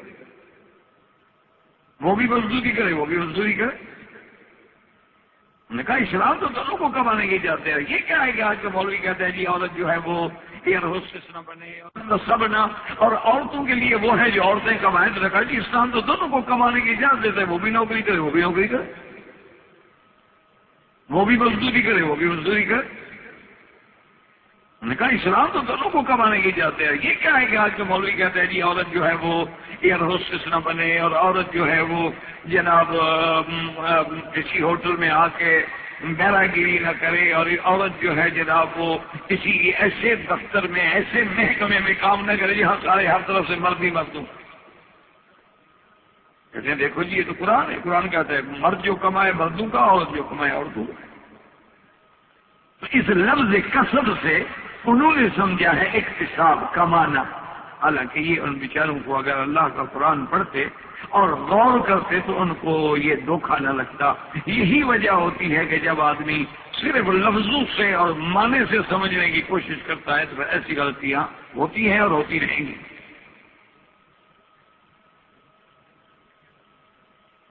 جیسے کہ ایک بہت بڑا معروف آدمی وہ فوت ہو گیا، اب ان کا نام نہیں لینا چاہیے، اللہ ان کی قبر پہ رحمت کرے، کیونکہ جو بھی فوت ہو جائے اس کے لیے آپ اچھے کلمات کہیں، خیر کی بات کہیں کہ ان سے اگر غلطیاں بھی ہوئی ہیں ہو سکتا ہے وہ دیانتداری سے غلطی ہوئی۔ انہوں نے بھی یہ کہہ دیا کہ حضرت عیسیٰ علیہ السلام کے رفع کے بارے میں انہوں نے کہا کہ ہاں یہ معاملہ کچھ ایسے ہی ہے کہ پتہ نہیں اٹھائے گئے یا نہیں اٹھائے گئے یا ان کے درجات کو بلند کر دیا گیا، کیونکہ قرآن کوئی واضح بات نہیں کہہ سکا۔ رفعہ اللہ الیہ کا لفظ ہے تو رفع کا معنی جو ہے درجات کی بلندی بھی ہوتا ہے۔ اب حالانکہ وہ اہل سنت کا آدمی تھا اور بہت بڑا معروف دنیا کا سکالر گزرا ہے، لیکن کتنی بڑی ٹھوکر کھائی، اللہ معاف کرے، کہ دیکھو جی پتہ نہیں عیسیٰ علیہ السلام کا درجہ بلند کر دیا گیا، اور جیسے کہ قرآن میں ہے وَرَفَعْنَاهُ مَكَانًا عَلِيًّا، یا جیسے قرآن میں ہے وَرَفَعْنَا لَكَ ذِكْرَكَ، اللہ نے حضور سے فرمایا کہ ہم نے آپ کا ذکر اونچا کر دیا۔ تو وجہ کیا تھی کہ اگر وہ کسی اہل علم کی خدمت میں بیٹھتے تو یہ غلطی ہوتی، کیوں قاعدہ یہ ہوتا ہے کہ رفع ماضی کا صیغہ، اگر اس کے بعد صلہ اس کا الہ آئے تو وہاں حقیقی رفع مراد ہوتی ہے، اور اگر اس کا صلہ لام آئے تو پھر حقیقی رفع مراد نہیں ہوتی، پھر معنوی رفع مراد ہوتی ہے۔ عیسیٰ علیہ السلام کے بارے میں خدا کہتا ہے بل رفعہ اللہ الیہ، وہاں الہ صلہ ہے، اور میرے مدنی کے بارے میں ہے وَرَفَعْنَا لَكَ ذِكْرَكَ، یہاں لام ہے، وہ لام الہ میں بیچارہ فرق ہی نہیں کرتا، کیونکہ اس نے مصطلحات علم تو پڑھی نہیں تھی، اس کو کیا پتا الہ کیا ہوتا ہے، اور اس کو کیا پتا کہ الہ انتہا کے لیے ہوتا ہے، الہ کبھی ماں کے معنی میں ہوتا ہے اور کبھی اپنی انتہا کے معنی میں ہوتا ہے، اور کبھی جب لفظ الہ ہوتا ہے اس کا مابعد داخل ہوتا ہے، کبھی اس کا مابعد خارج ہوتا ہے۔ یہ بات کیسے وہ سمجھے غریب؟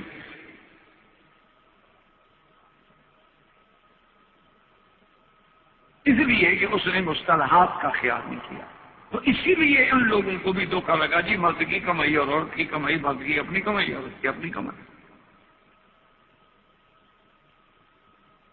ٹھنڈے دل سے آپ غور کریں کہ ایک عورت کسی ادارے میں ملازم ہے، مثلا آپ جانتے ہیں عام طور پہ دیکھتے ہیں آپ کے ملک میں ٹریول ایجنٹ جتنی ایجنسیاں ہوتی ہیں اکثر عورتیں، یا آپ جانتے ہیں کہ آج جتنی بڑی بڑی کمپنیاں ہیں وہاں جو ہیں کاؤنٹر پہ اور وہاں جو ہیں ان کے ٹیلی فون ایکسچینج پہ اور وہاں ان کی جو پرسنل سیکرٹری ہے یہ سب عورتیں ہیں، اور آپ خود جانتے ہیں کہ جو عورتیں ان معاشروں میں کام کرتی ہیں ان پر اور مرد جو ہیں وہ کیسے بھوکے بھیڑیوں کی طرح نظر ڈالتے ہیں۔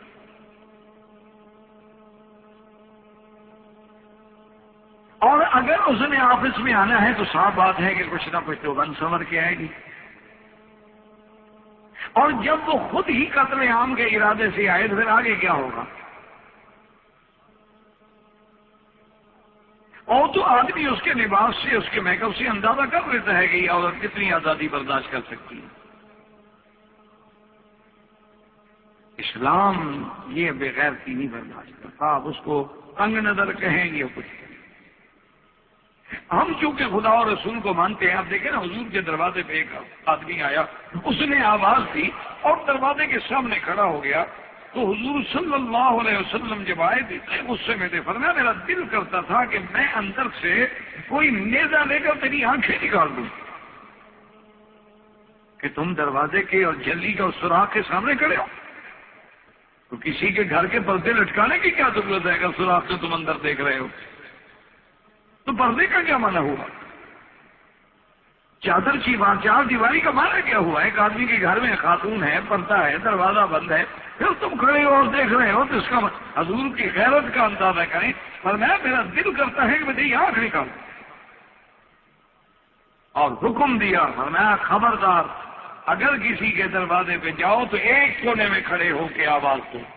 تاکہ اگر کوئی اتفاق سے بھی دروازہ کھلے، تیری نگاہ اگر اندر چلی گئی تو باہر کھڑے رہنے کی ضرورت کیا ہے؟ اور اسی طرح حضور صلی اللہ علیہ وسلم نے فرمایا، ایک صحابی نے کہا یا رسول اللہ یہ بات تو غیرت واپس میں انا اغیر من کا، میں تم سے بڑا غیرت مند ہوں، اللہ اغیر منی، اور اللہ ہم سب سے بڑا غیرت۔ ہم تو اسی اسلام کو مانتے ہیں کہ سرکار دو عالم فرماتے ہیں کہ میں نے سفید موتیوں کا جنت میں بنا ہوا گھر دیکھا۔ میں نے پوچھا جبریل لمن؟ تو اس نے کہا یا رسول اللہ یہ آپ کے غلام حضرت عمر کا گھر ہے۔ حضور نے فرمایا کہ میرا دل چاہا کہ میں اس گھر میں جاؤں، لیکن رأیت امرأة، میں نے دیکھا کہ ایک عورت اس بلڈنگ کی سیڑھیوں پہ بیٹھی، باہرلی سیڑھیوں پہ وضو کر رہی ہے۔ تو حضور نے فرمایا کہ عمر مجھے خیال آیا کہ تیری غیرت گوارا نہیں کرے گی میں تیرے گھر میں کیوں گیا؟ اللہ کا نبی تو جنت میں بھی غیرت کا خیال رکھ رہا ہے۔ اور حضور نے فرمایا ہے کہ دیوس جو ہے، جس کو اپنی بیوی کی، بہن کی، بیٹی کی غیرت نہیں، آپ نے جنت کی خوشبو نہیں سونگے گا۔ اور تم کہو کہ بھئی ایئر ہوسٹس ہو، وہ ہمیں آ کے کھانا پیش کرے، ڈرنکس پیش کرے، اور جناب وہ بڑی مسکان سے اور مسکراہٹ سے اپنے آنے والوں کا استقبال کرے۔ اسلام اس کو برداشت، اسلام اجازت دیتا ہے کام کی، لیکن عورتوں میں کام۔ اسلام اجازت دیتا ہے کہ معلمہ ہے، بچیوں کو پڑھانے والی، یعنی دیکھا سعودی عرب میں اسلامی حکومت ہے، باقاعدہ کالج ہے، یونیورسٹیاں ہیں، اسکول ہیں، پرائمری اسکول ہیں، ثانویہ ہیں، متوسطہ ہیں، ابتدائیہ ہیں، اور آخری یونیورسٹی تک ہیں، کلیات ہیں، سارا کچھ ہے، لیکن عورتوں کو پڑھاتے ہیں۔ اچھا، بعض مضامین یعنی جن کے پڑھانے والی کوئی استادی نہیں کر سکتی، تو آپ نے دیکھا ہے کہ سعودی عرب میں کتنا اچھا انتظام ہے کہ باقاعدہ ٹی وی اسٹیشن قائم ہے یونیورسٹی میں، استاد آ کے اپنے کمرے پہ بیٹھے گا اور ٹی وی جو ہے وہ کلاس میں موجود ہے، اور وہاں مائکروفون موجود ہے تاکہ کوئی مرد لڑکیوں کے اندر نہ جائے۔ اسلام تعلیم سے نہیں روکتا، اسلام ملازمت سے نہیں روکتا، لیکن اسلام یہ اجازت نہیں دیتا کہ ہم نوکر اس لیے رکھیں کہ وہ ہمارا جی بہلائے۔ دیکھو نا، وہ بھی تو کسی کی بیٹی ہے، اگر تمہاری بیٹی اسی طرح کسی کا جی بہلا رہی ہو، ہاں جب غیرت ختم ہو تو الگ بات، اگر غیرت ہی نہ ہو۔ ورنہ آپ دیکھیں کہ ابو صاحب فرماتے ہیں کہ ہم ابی سعید الخدری رضی اللہ تعالی عنہ کے گھر گئے۔ ابو صاحب جو ہیں یہ تابعی ہیں، ابی سعید الخدری جو ہیں یہ صحابی، وہ فرماتے ہیں کہ ہم ان کے گھر میں گئے تو نماز کا وقت تھا، ہم نماز پڑھی، اور ابی سعید بھی ابھی نماز پڑھ رہے تھے کہ ہم نے ان کے گھر میں ان کے چارپائی کے نیچے سانپ دیکھا۔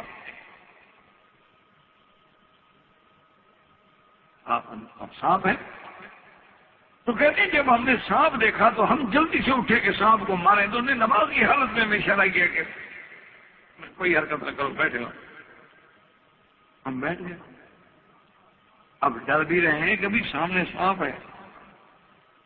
اور گھر والا کہتا ہے کچھ نہ کہو۔ تو جب انہوں نے سلام پھیرا تو ہم نے کہا حضرت وہ چارپائی کے نیچے سانپ ہے، کہا دیکھو، تو ہم نے دیکھا تو نہیں تھا۔ ہم نے کہا حضرت ہم نے تو بالکل آنکھوں سے دیکھا، لیکن تم نے بھی ٹھیک دیکھا ہے اور میں بھی سچ کہہ رہا ہوں، تم نے واقعی سانپ دیکھا ہے۔ لیکن بات یہ ہے کہ بات کو سنو کہ ایک صحابی تھے حضور صلی اللہ علیہ وسلم کے ساتھ خندق کی کھدائی میں مصروف تھے۔ جب کفار نے مدینہ منورہ پہ چڑھائی کی تو حضور نے خندق کھودی مدینے کی حفاظت کے لیے حضرت سلمان الفارسی رضی اللہ تعالی عنہ کے مشورے پر۔ تو ایک صحابی نے اجازت مانگی کہ یا رسول اللہ میں مدینہ شریف جا کے ذرا گھر سے ہوں۔ حضور نے وہ صحابی جب اپنے گھر میں آئے تو دیکھا کہ ان کی بیوی تھی، نوجوان تھی، جمیلہ تھی، کہ وہ گھر کے باہر والے دروازہ جو ہے نا اس کے دونوں پٹ کھول کے درمیان میں کھڑی ہے۔ تو اس نے فوراً نیزہ نکالا، تو بیوی وہاں سے چیخی، اس نے کہا وہ خبردار خبردار مجھے مارنا نہیں کرے، آگے پتہ تو کرو۔ یعنی آپ اندازہ کریں وہ صحابی ہے اور شہر مدینے کا ہے، اس وقت مدینے میں تو کوئی لوگ ہیں ہی نہیں، وہ سارے خندق کی کھدائی پہ۔ اور بیوی یہ نہیں کہ نعوذ باللہ کوئی مرد کھڑا ہے کوئی غیر کھڑا ہے، صرف دروازے پہ آگے کھڑی ہے۔ تو اس کی غیرت کا تقاضا یہ ہے کہ وہ نیزہ نکال کے مارنے پہ تیار ہو گئے۔ یہ اسلامی غیرت کی بات ہے۔ جو اپنے ہاتھ سے دوسروں کے گھر میں عورتیں پہنچاتے ہوں ان کو یہ مسئلے کیسے سمجھ جائیں گے؟ ان کے دماغ میں تو یہ مسائل سمجھ نہیں آ سکتے نا،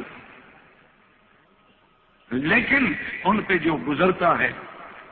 ان پہ جو بیتتی ہے۔ میں آج ہی ایک کہانی پڑھ رہا تھا کہ ایک مندر میں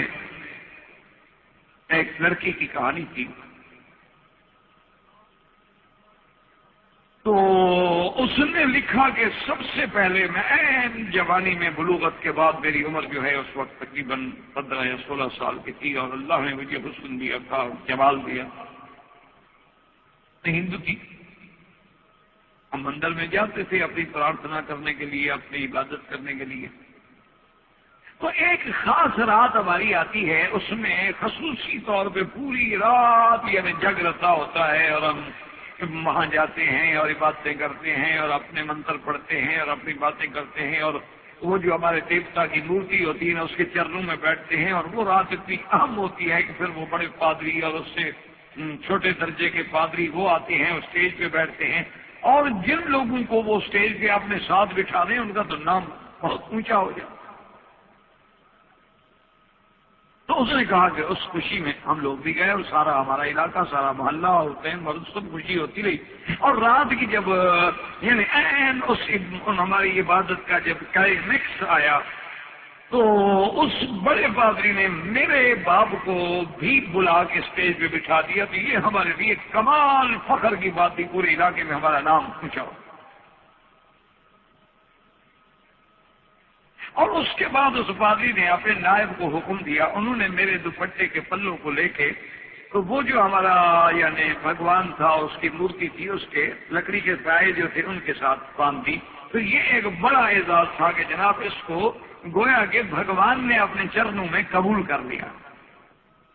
اس کے بعد کہا کہ ہمارے والدین بھی چلے گئے، اور میں جناب اسی عبادت کا خوش ہوں، اور اس مقام پہ میں تو ایسے مجھے محسوس ہوا کہ میرا تو بدن کا عضو ناچ رہا ہے خوشی سے کہ مجھے بھگوان نے قبول کر لیا۔ اور کروڑوں لڑکیاں تھیں۔ آج تو میں بالکل حقیقی طور پر مقام جو میں نے پانا تھا اس پہ میں پہنچ گیا۔ وہ کہتے ہیں کہ اس کے بعد 4 بجے کے قریب جب وہ رش ہٹ گیا اور بتیاں بجھا دی گئیں، تو اب میں نے بھی سوچا کہ اب میں آہستہ آہستہ نکلنے کی کوشش کروں۔ تو اتنی عرصے میں اس مورتی کے پیچھے سے مجھے کچھ ہاتھوں نے اپنی طرف پکڑ کے بڑے محبت کے انداز میں کھینچا تو میں اور خوش ہو گئی کہ آج تو باقی یعنی بھگوان مجھے گلے لگانا چاہتے ہیں، اور میری آنکھیں بند ہیں اور میں جناب جاب کر رہی ہوں اور وہ بھگوان مجھے اپنے باہوں میں لے رہے ہیں، اور اس کے بعد جب وہ مجھے لے کے اپنے اس کے بیک ڈور سے کمرے میں لے گئے تو میں نے آنکھیں کھولی، وہ تو پادری ہے، بھگوان شگوان تو ہے نہیں، اس کو عزت لٹ چکی تھی، باقی میرے پاس بچہ کیا تھا۔ تو اگر اسی کا نام عبادت ہے تو یہ ہم نہیں مانتے۔ اگر اسی کا نام یعنی نعوذ باللہ ثم نعوذ باللہ، اسی کا نام اگر آپ سمجھتے ہیں تو اسلام ایسی باتیں نہیں کرتا، اس کو آپ جو مرضی آئے کہیں۔ آزادی کا معنی یہ نہیں کہ لوگوں کی عصمت دری کی جائے، آزادی کا معنی یہ نہیں ہے کہ بھگوان کے نام پہ عورتوں کی عزتوں اور عصمتوں کو لوٹا جائے۔ اسی لیے کسی نے کہا تھا نا کہ اس دنیا میں اس نے لکھا تھا کہ مندروں مسجدوں مندروں گرجاؤں کلیساؤں میں نور ایمان کے اجالے میں اندھیرے دیکھے۔ یہ نہیں کہ صرف ان میں ہے، ہمارے بھی بعض لوگ ایسے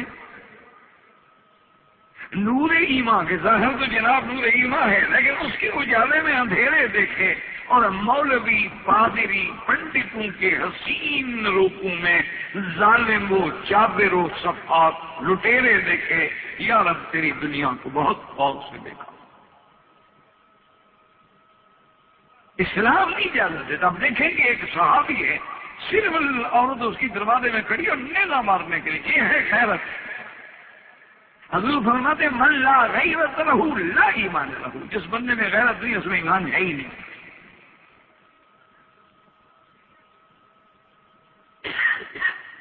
اب تو جناب بیٹا غیر مردوں سے تعارف کراتا ہے کہ شی از مائی مام۔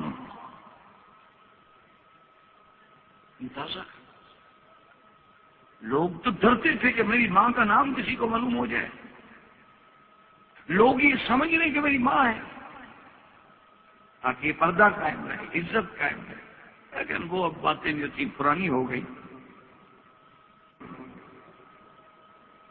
تو اب جناب جب صحابی نے دیکھا، اس نے کہا کیا بات ہے؟ اس نے کہا تم اندر آؤ دیکھو گھر کے اندر کیا ہے، تو مجھے نیزہ مارنے کے لیے تیار ہو۔ ہم کہتے ہیں کہ جب وہ گھر میں گئے تو دیکھا کہ اس کے کمرے میں جو ایک ہی کمرہ تھا، سونے کی جگہ تھی، بستر پڑا تھا، تو وہاں ایک بہت بڑا سانپ پڑا۔ اور دیکھا یہ سانپ کو ساتھ میں ڈر کے مارے بال بھاگی، اور اس کے باوجود بھی میں دروازے کے باہر نہیں گئی، دروازے پہ کھڑی ہوں، کوئی اللہ کا بندہ نظر آئے تو میں بتاؤں۔ تو خاوند نے وہ نیزہ تو ہاتھ میں تھا، تو کہتے ہیں کہ اس نے پوری طاقت سے اس سانپ کو نیزے میں مارا اور نیزے میں پرو کے اٹھا کے باہر لے آیا صحن میں، اور صحن میں جب آ کے وہ نیزہ زمین پہ رکھنے لگا تو سانپ نے الٹ کے ڈس لیا۔ تو صحابی کہتے ہیں پتہ نہیں سانپ پہلے مر گیا یا صحابی پہلے مر گیا، دونوں مر گئے۔ اس کو تو نیزہ لگ چکا تھا، وہ اثر کر گیا، اس کو زہر اثر کر گیا۔ اس کے بعد حضرت ابی سعید خدری فرماتے ہیں کہ حضور صلی اللہ علیہ وسلم کو بتلایا گیا اور کہا گیا، تو حضور نے فرمایا ایسا نہ کیا کرو، گھر میں اگر سانپ ہو تو پہلے اس کو کہو کہ بھئی تم چلے جاؤ، ہمیں اور ہمارے خاندان کو مت ڈراؤ ورنہ ہم تمہیں ماریں گے، پھر قتل کر دیں گے۔ اگر کہنے سے چلا جائے تو معنی یہ ہے کہ وہ جن ہوتا ہے اور چلا جائے، اور اگر تمہارے 3 دفعہ کہنے کے بعد پھر نظر ہے تو پھر مار، ورنہ ہر کسی کو نہ مارا کرو، کبھی جن ہوتے وہ سانپ کی شکل میں ہوتی۔ انہوں نے کہا کہ تم کو اس لیے میں نے روکا تھا کہ پتہ نہیں وہ بھی بیچارہ کوئی جن ہو۔ تو جب اللہ کے نبی نے منع کیا تو میرے کہنے کا مقصد یہ تھا کہ اہتمام کا عالم یہ ہے، اس کا نام ہے غیرت، کو برداشت ہی نہیں کر سکتے۔ اور اسی طرح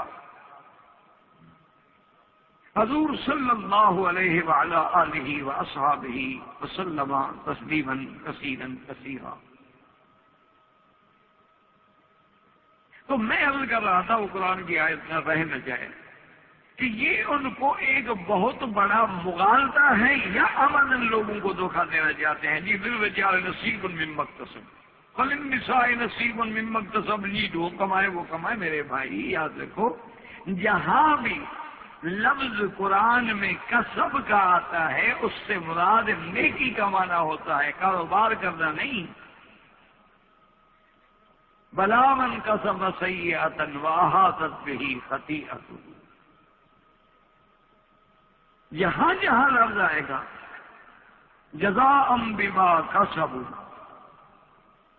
جیسے اللہ نے فرمایا ما کسبت وعلیہا ما اکتسبت، سارے قرآن میں دیکھ لیں، صرف ایک جگہ قرآن میں آتے انفقوا من طیبات ما کسبتم، ورنہ کسب کا معنی یعنی دولت کمانے میں یا مزدوری کرنے میں تو آتا ہی نہیں، وہاں تو فضل کا لفظ ہوتا ہے، کیونکہ جو ہم کماتے ہیں مثلا ہم کاروبار کرتے ہیں جو ہمیں برکت ہے یہ اللہ کا فضل ہے، ورنہ ہم لاکھ زود میں کہیں لاکھ کمائیں کچھ بھی نہ ہو۔ کتنے لوگ ہیں، دو بھائی ہوتے ہیں، دونوں کے پاس دولت بھی برابر ہے، دکان بھی برابر ہے، کام بھی برابر ہے، ایک کما رہا ہے اور ایک بیٹھا ہوا ہے۔ کتنے دکان ہیں، ایک دکان پہ لینے لگی ہوتی ہے، دوسرا دکاندار فارغ بیٹھا ہوا۔ اس لیے وہاں لفظ ہوتا ہے فضل کا۔ اسی لیے آپ دیکھیں نا کہ جب آپ مسجد میں داخل ہوتے ہیں تو آپ کیا کہتے ہیں؟ بسم اللہ والصلاۃ والسلام علی رسول اللہ اللہم اغفر لی ذنوبی وافتح لی ابواب رحمتک، اور جب آپ نکلتے ہیں تو کیا کہتے ہیں؟ وافتح لی ابواب فضلک، کیونکہ باہر آدمی آتا ہے، کمائے گا، رزق ڈھونڈے گا، کام کرے گا۔ اسی لیے قرآن کہتے ہیں لیس علیکم جناح ان تبتغوا فضلا من ربکم فاذا افضتم من عرفات، کہ اگر تم حج میں ہو، احرام میں ہو، اللہ کے نزدیک تمہارے اوپر کوئی گناہ نہیں کہ اگر تم اپنا رزق کماؤ، کاروبار کرو، تجارت کرو، مزدوری کرو۔ ایک آدمی غریب ہے، معلم کے پاس مزدور ہے، احرام باندھے ہوئے ہے، خیموں پہ کام کرے، کوئی بات نہیں، کوئی منع نہیں، اس کے حج میں کوئی نقص نہیں۔ ایک ڈاکٹر ہے، وہ ڈیوٹی بھی کر رہا ہے اور اس کے بعد عرفات میں بھی کھڑا ہوا ہے، نیت بھی کی ہوئی ہے، احرام بھی باندھا ہوا ہے، کوئی منع نہیں۔ تو اس لیے ہمیشہ یاد رکھیں یہاں جو مراد ہے للرجال نصیب مما اکتسبوا، یعنی جو مرد کمائیں گے، کیا معنی؟ اعمال صالحہ کریں گے، جزا ملے گی، برا کریں گے سزا ملے گی۔ جیسے اللہ نے فرمایا فَمَن يَعْمَلْ مِثْقَالَ ذَرَّةٍ خَيْرًا يَرَهُ وَمَن يَعْمَلْ مِثْقَالَ ذَرَّةٍ شَرًّا يَرَهُ، کہ اگر کوئی من يعمل مرد ہے یہاں، اگر عمل خیر کریں گے اس کو بدلہ ملے گا، برا کریں گے اس کو جزا ملے گا۔ تو یہ تشخص جو ہے صرف اسلام نے، پھر اسلام نے اس کو یہ عزت بخشی ہے کہ ایک عورت ہے، اس کے لیے اللہ نے ایک نظام بنایا ہے کہ اپنے گھروں میں، اس کے لیے اللہ نے نظام بنایا ہے کہ اگر باہر نکلنا پڑے کسی مجبوری سے تو یدنین علیہن من جلابیبہن، اپنی چادروں کو جیسے جس سے بدن چھپائے اسے آگے چہرے پر بھی ڈال دو تاکہ چہرہ بھی چھپے۔ اسی لیے حضرت انس رضی اللہ تعالی عنہ جو خادم رسول اللہ، یعنی حضور کے بڑے پیارے خادم ہیں، کہتے ہیں 10 سال میں نے حضور کی خدمت کی ہے، نوکری کی ہے حضور کی۔ تو حضرت انس رضی اللہ تعالیٰ عنہ فرماتے ہیں کہ چونکہ میں تو حضور کا خادم تھا، بیٹا تھا، حضور کے گھر آتا تھا جاتا تھا، تو جب زینب بنت جحش کی شادی ہوئی، نکاح ہوا حضور کے ساتھ، تو صحابہ آئے حضور کے گھر میں بیٹھ گئے، اب کھانے سے فارغ ہو گئے، پھر بیٹھے رہے۔ حضور صلی اللہ علیہ وسلم میں چونکہ رحمت ہی رحمت تھی، خلق ہی خلق تھا، جمال ہی جمال تھا، آپ میں غصہ اور غضب نہیں تھا، تو اب حضور نے مناسب نہ سمجھا کہ میں مہمانوں سے کہوں کہ بھئی اچھا آپ جائیں، تو حضور خود اٹھ کے تشریف لے گئے کہ جب میں گھر سے چلا جاؤں گا تو مہمان خود بخود سمجھ جائیں گے، کیونکہ خلق رسول ہے، ہمارے خلق نبوت ہے۔ حضور کی ذات یہ گوارا نہیں کر سکتی کہ گھر سے آئے ہوئے مہمان سے کہہ دیا آپ اب تو جائیں، مہربانی کریں۔ تو حضور باہر تشریف لے گئے، کچھ دیر کے بعد آئے، صحابہ پھر بیٹھے ہوئے، وہ پھر بھی نہیں گئے اللہ کے بندے۔ اس کے بعد بہرحال صحابہ گئے، تو اللہ تبارک و تعالیٰ نے قرآن پاک میں یہ آیت اتار دی، اس میں آداب بتلائے کہ ایک تو خبردار کسی کے گھر میں جب تک کوئی بلائے نہیں بغیر اذن کے داخل نہ ہو۔ دوسری بات یہ بتلائی کہ تم ایسا نہ کرو کہ دعوت ہو تو 6 گھنٹے پہلے آ جاؤ، پکنے سے بھی پہلے، تاکہ اس وقت مجھے سیٹ کا پرابلم نہ ہو۔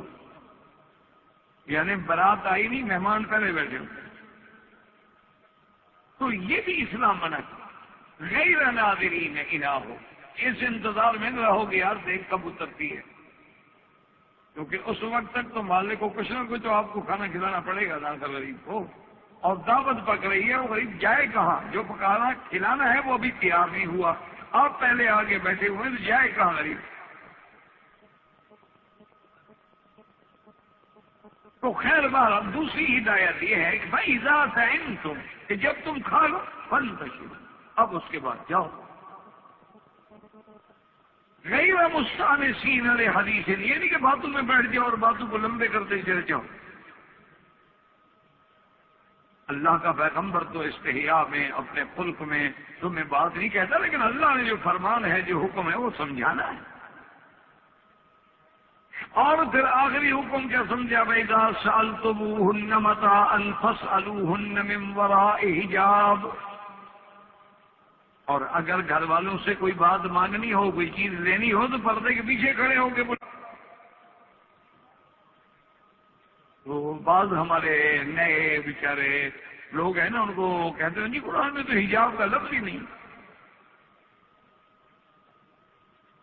اب جناب حضرت انس رضی اللہ تعالیٰ عنہ کو دیکھیں، وہ فرماتے ہیں کہ جب یہ آیت نازل ہو گئی، آیت نازل ہونے کے بعد صحابہ بھی چلے گئے، میں باہر کام کی طرف گیا، اور اب میں واپس آیا تو حسب عادت جیسے میں حضور کے گھر میں آتا تھا، میں آنے لگا تو ٹھہرو، انس کہتے ہیں میں رک گیا، ہم نے کہا کیا بات ہے؟ اس پر میں اب تو آیت حجاب آ گئی، پردے کا حکم آ گیا، اب تم گھر میں نہیں جاتے۔ تو اس لیے حضرت انس کہا کرتے تھے کہ انا اعلم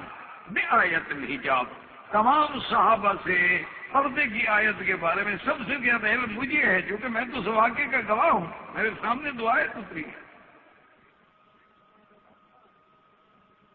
تو اب باقی یہ رہا کہ ایک چالاکی بعض حضرات یوں بھی کرتے ہیں، اور جی یہ تو سارے احکام تھے حضور کی بیویوں کے لیے، یہ دوسروں کے لیے نہیں ہے، تو یہ بھی ایک جہالت ہے یا رضالت ہے یا اناد ہے کہ جو پاک بیویاں ہیں ان کو پردے کی ضرورت ہے، جو ہماری ان کو ضرورت نہیں، یعنی یہ ان سے بھی زیادہ پاک ہو گئی۔ عجیب بات، یعنی ایک صحت مند آدمی کو تو حفظ بات قدم کی ضرورت ہے، لیکن اگر وہ شوگر کا مریض ہے تو اسے مٹھائی کھلاؤ۔ عجیب بات کہ بھائی وہ مدینہ منورہ ہے، نبی کی بیویاں ہیں اور ہمارے لیے مائیں ہیں، ازواجہ امہاتہم، تو جب ہم ان ماؤں کے سامنے بھی بغیر حجاب کے نہیں جا سکتے تو جو ہماری مائیں نہیں ہیں، کچھ بھی نہیں لگتی، ان کے بارے میں کیا ہو سکتا ہے؟ یعنی ایک بات کو سمجھنے کے لیے بھی غیر عورت کے لیے جو نبی کی بھی اس کے لیے تو اور زیادہ پابندی ہو گئی۔ اسی طرح اب دیکھیں کہ صحابہ کے دماغ میں پردے کی بات تھی یا نہیں تھی۔ وہی صحابی راوی ہیں، حضرت انس راوی ہیں رضی اللہ تعالیٰ عنہ، وہ فرماتے ہیں کہ جب خیبر کے جنگ کے بعد واپس آئے تو حضور صلی اللہ علیہ وسلم کی شادی جو تھی اسی اثناء سفر میں خیبر اور مدینے کے درمیان میں ہو گئی بی بی صفیہ سے۔ یہ تو ہماری شادیاں ہیں نا جی، جب تک شادی گھر نہ ہو، اعلان نہ ہو، کارڈ نہ چھپے، ہماری شادیاں تو نہیں ہو سکتی، کیونکہ ہمارا مقام تو بہت بلند ہے۔ دیکھیے اللہ کے ایمان سے کہیں، اگر ہم اس سنت رسول پہ عمل کریں تو کوئی گھراں ذلیل ہو، پریشان ہو، مقروض ہو، کل کو روتا پھرے۔ اللہ کے نبی کی شادی ہے اور بی بی صفیہ یعنی کو وہاں کر گیا جو ہی اپنے اختر کی بیٹی ہے، جو خیبر کا سردار، ایک سردار کی بیوی تھی، ایک سردار کی بیٹی تھی، لیکن راستے میں باقاعدہ نکاح ہو گیا، راستے میں یعنی شب زفاف جو تھی وہ بھی راستے میں، میاں بیوی راستے میں ملے۔ کوئی اہتمام نہیں. عام جیسے ریت پہ خیمے لگے ہوئے ہیں، بولے خیمے میں حضور صلی اللہ علیہ وسلم میاں بیوی بھی.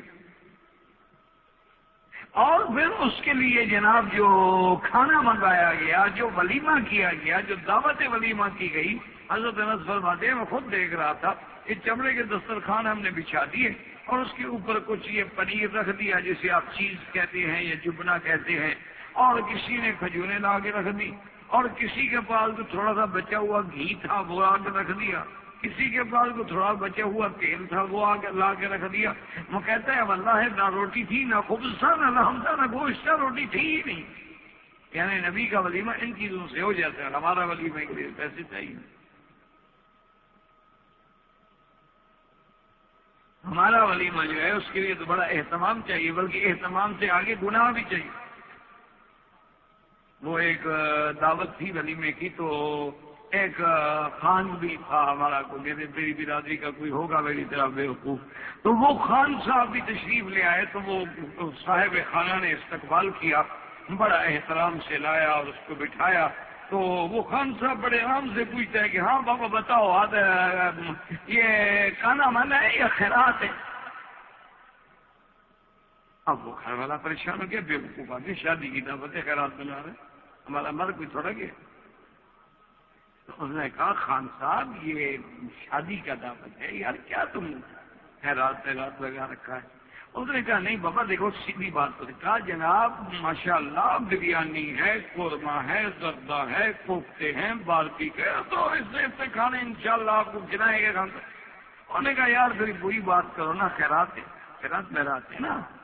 اس کا کیا مطلب؟ کہا وسکی مسکی ہے کہ نہیں؟ اگر وہ نہیں تو کھانا تو نہ ہوا نا، پھر تو خیرات میرات ہوا نا. اب ہماری تو شاید یہی ہوتی ہے نا، انا للہ و انا الیہ راجعون. لیکن آپ حیران ہوں گے کہ آج بھی مسلمان امریکہ میں موجود ہے اور اس نے اپنی بیٹی کی شادی کی، اور جس میں بڑے بڑے لوگ آئے، یعنی سابق امریکی پریزیڈنٹ کی بیوی بھی آئی، بڑا آدمی ہے وہ. لیکن اس نے کہا کہ میری شادی میں، میری بیٹی کی شادی میں شراب سرو نہیں ہوگا، چاہے آپ میری دعوت پہ آئیں. یعنی آپ حیران ہوں گے. چودھری عبدالرشید تو پاکستانی ہے، اللہ کا شکر ہے کہ اس نے پورے ملک کا ناک اونچا کر دیا. اس نے کہا کہ دیکھیں تمام اہتمام ہوگا، تمام مہمانوں کے لیے 5 اسٹار ہوٹل بک تھے، سب کچھ تھا، لیکن اپنا شراب نہیں. اور باقاعدہ اطلاع دی، باقاعدہ ایک ایک مہمان کو اطلاع دی کہ شراب سرو نہیں ہوگی، کوئی میری مہمانداری میں شرکت نہ کر. دیکھو اچھا مسلمانوں کے لیے تو چلو شرما شرمی بھی کوئی مسئلہ نہیں تھا، تو ورنہ لیکن جو مہمان اور اس بیچارے کے امریکن تھے، انگریز تھے، یورپین تھے، ان کے لیے تو مسئلہ ہے، وہ تو کھانا کھا نہیں سکتے بغیر ٹینک کے. لیکن انہوں نے کہا کہ نہیں ہم بھی اپریشیٹ کرتے ہیں، اگر ایک آدمی اپنے مذہب کو اتنا تقدس دیتا ہے اچھی بات، کیا فرق پڑتا ہے اگر ہم ایک گلاس نہیں کھائیں گے تو مرد نہیں ہے. تو اب بھی دنیا میں لوگ موجود ہیں کہ کفر کے دیار میں رہ کر بھی اسلام پہ قائم، کفر کے دیار میں رہ کر بھی اپنے مذہب کو نہیں جانے دیتے، اپنے دین کو نہیں جانتے. جو چیز حرام ہے وہ حرام. اللہ عالم ان کے نام میں مجھے غلطی نہ لگی ہو، میرا خیال ہے ان کا نام یہی تھا. بہرحال جو بھی ہو، ایک مسلمان نے ایک بات کی ہے، اچھی بات کی، ہمارا فرض ہے کہ اس کو اپریشیٹ کریں. تو اب جناب صحابہ کہتے ہیں کہ شادی تو ہو گئی اور ہم نے وہ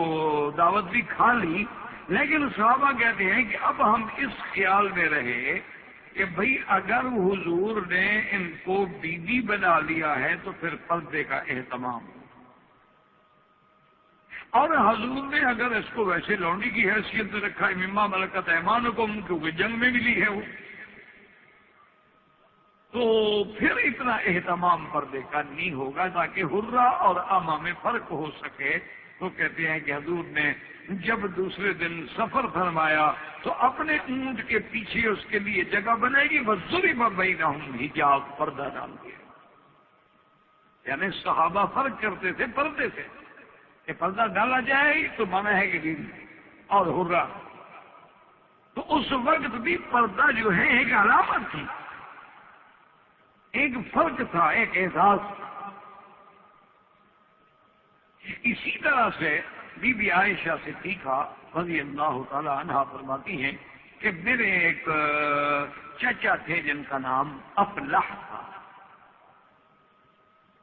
ابی القعیس جو ہیں کہتے ہیں کہ انہوں نے ان کی بیوی مجھے دودھ پلایا. اچھا، ان کی بیوی نے جب مجھے دودھ پلایا تھا تو وہ میرے باپ بن گیا ابی القعیس. ان کی بیوی میری ماں بن گئی رضائی کہ مجھے دودھ پلایا انہوں نے. تو فرماتی ہیں کہ ان کا بھائی جو تھا ابی القعیس کا جس کا نام افلا ہے وہ آئے مجھے ملنے کے لیے. انہوں نے جب اجازت مانگی تو بی بی عائشہ نے فرمایا کہ نہیں، میں اجازت نہیں دے سکتی حتی اصحاب رسول اللہ صلی اللہ علیہ وسلم، جب تک میں حضور سے نہ پوچھوں. اس نے آدمی بھیجا، اس نے کہا عائشہ سے کہو کیا کہہ رہی ہے، میں تمہارا چچا ہوں، ابی القعیس کا میں بھائی ہوں، میں تمہارا چچا ہوں، لیکن ٹھیک بات ہے تم حضور سے پوچھو، میں انتظار کرتا ہوں. تو بی بی عائشہ نے حضور صلی اللہ علیہ وسلم سے پوچھا کہ یا رسول اللہ، یہ آدمی جو آیا ہے افلا اس کا نام ہے، یہ ابی القعیس کا بھائی ہے، اور ابی القعیس کی بیوی نے مجھے دودھ پلایا تھا تو میرا باپ بن گیا رضائی، یہ اس کا بھائی ہے، اب وہ میرے پاس میرے گھر میں آنا چاہتا ہے. میں عائشہ تو بالکل ٹھیک ہے، تمہارا چاچا ہے. انہوں نے کہا یا رسول اللہ، مجھے دودھ تو عورت نے پلایا تھا نا، کوئی مرد نے تو مجھے دودھ نہیں پلایا. میں کمال کی بات کرے اللہ کی بندی، جب اس کا ابی القعیس تمہارا باپ ہے رضائی، انہوں نے کہا ہاں یا رسول اللہ، اس کا بھائی جو ہے وہ تمہارا کیا بنے گا، چچا رضائی. تو جیسے باپ رضائی کا مرتبہ ہے اسی طرح چچا رضائی کا مرتبہ ہے، اس کو بلاؤ گھر میں. تو بی بی عائشہ صدیقہ رضی اللہ تعالی عنہا نے پھر افلا کو اپنے گھر میں بلایا اور آنے کی اجازت. اور یہ مسئلہ بھی معلوم ہو گیا کہ یحرم من الرضاء کما یحرم من النسب، کہ جو رشتے نسب میں حرام ہیں وہ رضا میں بھی حرام ہیں. جیسے مثلا حقیقی بھائی سے نکاح ناجائز ہے تو رضائی بھائی سے بھی نکاح ناجائز.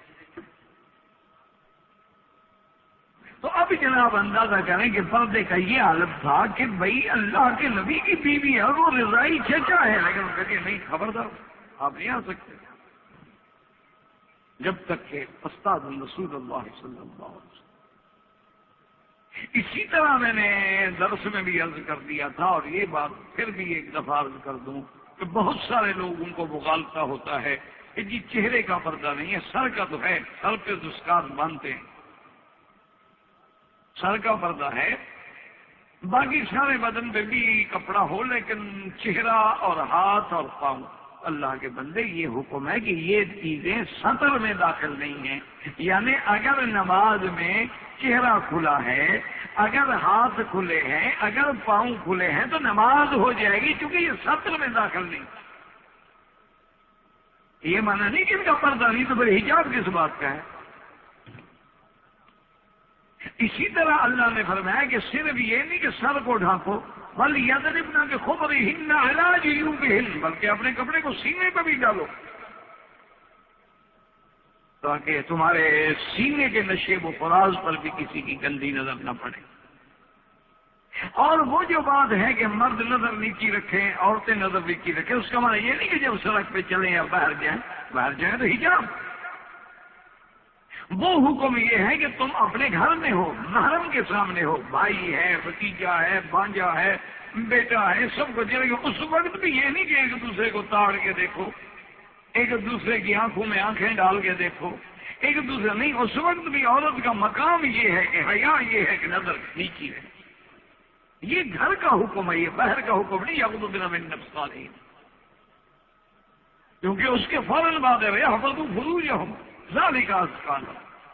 کہ اپنے شرمگاہوں کی حفاظت کریں. اور اس سے بڑی خوشخبری کیا ہوگی کہ حضور نے فرمایا من یضمن لی ما بین لحییہ، فرمایا جو آدمی جو یہ دو ہڈیوں کے درمیان میں چیز ہے اور جو دو رانوں کے درمیان میں چیز ہے، اس کی ضمانت دے تو اس کی جنت کا میں محمد مصطفیٰ ذمہ دار ہوں. یعنی اپنی شرمگاہ کی حفاظت کرے اور اپنی زبان کی حفاظت. اسی طرح میرے آقا نے، سرکار دو عالم نے، رحمت دو عالم نے صلی اللہ علیہ وسلم نے فرمایا، جو میں نے حدیث تلاوت کی تھی، فرمایا خیرکم لأہلہ، فرمایا تم میں اچھا بندہ وہ ہے جو گھر والوں کے لیے اچھا ہو۔ لوگوں کے لیے تو آدمی اچھا ہوتا ہی ہوتا ہے نا، جب بکرانی آئے گا اس کو تو آدمی بڑا اپنا حسن خلق اخلاق محبت پیار، لیکن نہیں حضرت نے فرمایا یہ اچھائی کی دلیل نہیں، خیرکم لأہلہ، سب سے اچھا وہ ہے جو اپنے بیوی بچوں کے ساتھ اچھا ہے۔ فرمایا وَأَنَا خَيْرُكُمْ لِأَهْلِي، اور میں الحمدللہ اپنے گھر والوں سے سب سے زیادہ بہتر۔ اچھا اب اسی طرح سے آپ اندازہ کریں کہ جہاں تک مراحل تخلیق کا تعلق ہے، مرد کے ذمے تو کچھ بھی نہیں، میاں بیوی ملے، اب باقی تو سارا مرحلہ عورت کے ذمے ہے۔ دیکھو نا جی، مراحل تخلیق میں آپ نے دیکھا ہے کہ میاں بیوی ملے اور لطفہ قرار پکڑ گیا، اب اس کے بعد مرد پر تو کچھ بھی نہیں، اب سارے مرحلے عورت پر ہے کہ وہ لطفہ ٹھہرے گا، پھر وہ جناب حمل ہوگا، پھر وہ 9 مہینے تک حمل اٹھائے گی، اپنے پیٹ کے اندر اپنے بچے کو برداشت کرے گی، پھر اس میں جو اس کی تکلیفیں ہیں بیماریاں ہیں وہ برداشت کرے گی، پھر وہ ولادت کے مرحلے سے گزرے گی، اور وہ مرحلہ ایسے جو زندگی اور موت کا مرحلہ۔ ولادت کے مرحلے کے بعد بھی وہ فارغ نہیں ہو گئی، پھر وہ بیٹے کی رضاعت کے مرحلے سے گزرے گی۔ تو جو عورت اتنے مراحل سے گزرے، آپ چاہتے ہیں کہ وہ آپ کے ساتھ کل دفتر میں جا کے کما کے نہیں لے آئے؟ آپ چاہتے ہیں کہ وہ آپ کے ساتھ جا کے پیسے بھی لے آئے؟ اور بلکہ یعنی آپ حیران ہوں گے کہ باوجود مسلم معاشرے کے کتنی طلاقیں صرف اسی وجہ سے ہو رہی ہیں کہ ایک آدمی کی شادی مثلا کسی استانی سے معلمہ سے ہو گئی، اس کی تنخواہ بڑی اچھی ہے، اور کہتا ہے تنخواہ بھی مجھے دو۔ اسلام کہتا ہے نہیں، یہ اس کی تنخواہ ہے۔ اسی لیے اسلام چاہتا یہ ہے وقرن فی بیوتکن، کہ تم گھر میں۔ اب دیکھیں کہ بی بی عائشہ صدیقہ رضی اللہ تعالی عنہا یعنی جب سیدنا عثمان کے خون کے قصاص کے لیے اٹھی ہیں، کتنا بڑا اہم معاملہ ہے، خلیفہ مظلوم ہے، سیدنا عثمان ذی حیا ہے، ذی النورین ہے، اور مظلوم شہید ہو گیا، اس کے مطالبے کے لیے بی بی اٹھی ہے، لیکن ساری زندگی بی بی روتی نہیں کہ کاش میں نہ مطالبہ، اللہ جانے حضرت علی جانے، لیکن جنگ ہو گئی، ساری زندگی بیوی کو اس بات کا دکھ رہا کہ ہائے کاش میں گھر سے کیوں نہیں۔ تو اس لیے اسلام نے عورت کو یہ عزت بخشی ہے، جو تشخص بخشا ہے، جو دینی مقام بخشا ہے، جو قانونی استحقاق بخشا ہے۔ ہاں باقی ایک فطرت کی کہ مرد نے، اللہ نے مرد کو ایک درجہ بلندی دی ہے۔ وجہ یہ ہے کہ اگر ایک گھر میں 2 سربراہ بنا دو گے تو گھر تباہ ہو جائے گا، ایک کمپنی کے 2 اگر آپ ایگزیکٹو بنا دیں تو کمپنی برباد ہو جائے گی۔ اگر اسی طرح گھر میں دونوں پہیے دونوں کو برابر کر دو تو پھر یہ کام نہیں کہ لاتے وقت ایک کو بڑا بنانا ہوگا۔ اس لیے فرمایا وَلِلرِّجَالِ عَلَيْهِنَّ دَرَجَةٌ، اور اس کے بعد اسلام نے پھر عورت کو بحیثیت ماں کے مقام دیا، بحیثیت بیٹی کے مقام دیا، بحیثیت بیوی کے مقام دیا، بحیثیت بہن کے مقام دیا، اور ان تمام مقامات کے بارے میں قرآن و سنت نے اتنا بڑی روشنی ڈالی ہے کہ دنیا میں اس کا کوئی مقابل مل نہیں سکتا ہے۔ وآخر دعوانا ان الحمد للہ رب العالمین، ربنا تقبل منا انك انت السميع العليم وتب علينا انك انت التواب الرحيم۔ کیسٹ ملنے کا پتہ: علمی کیسٹ گھر، دکان نمبر 4، الفرقان مارکیٹ، نزد مسجد صالح، جہانگیر پارک، صدر کراچی۔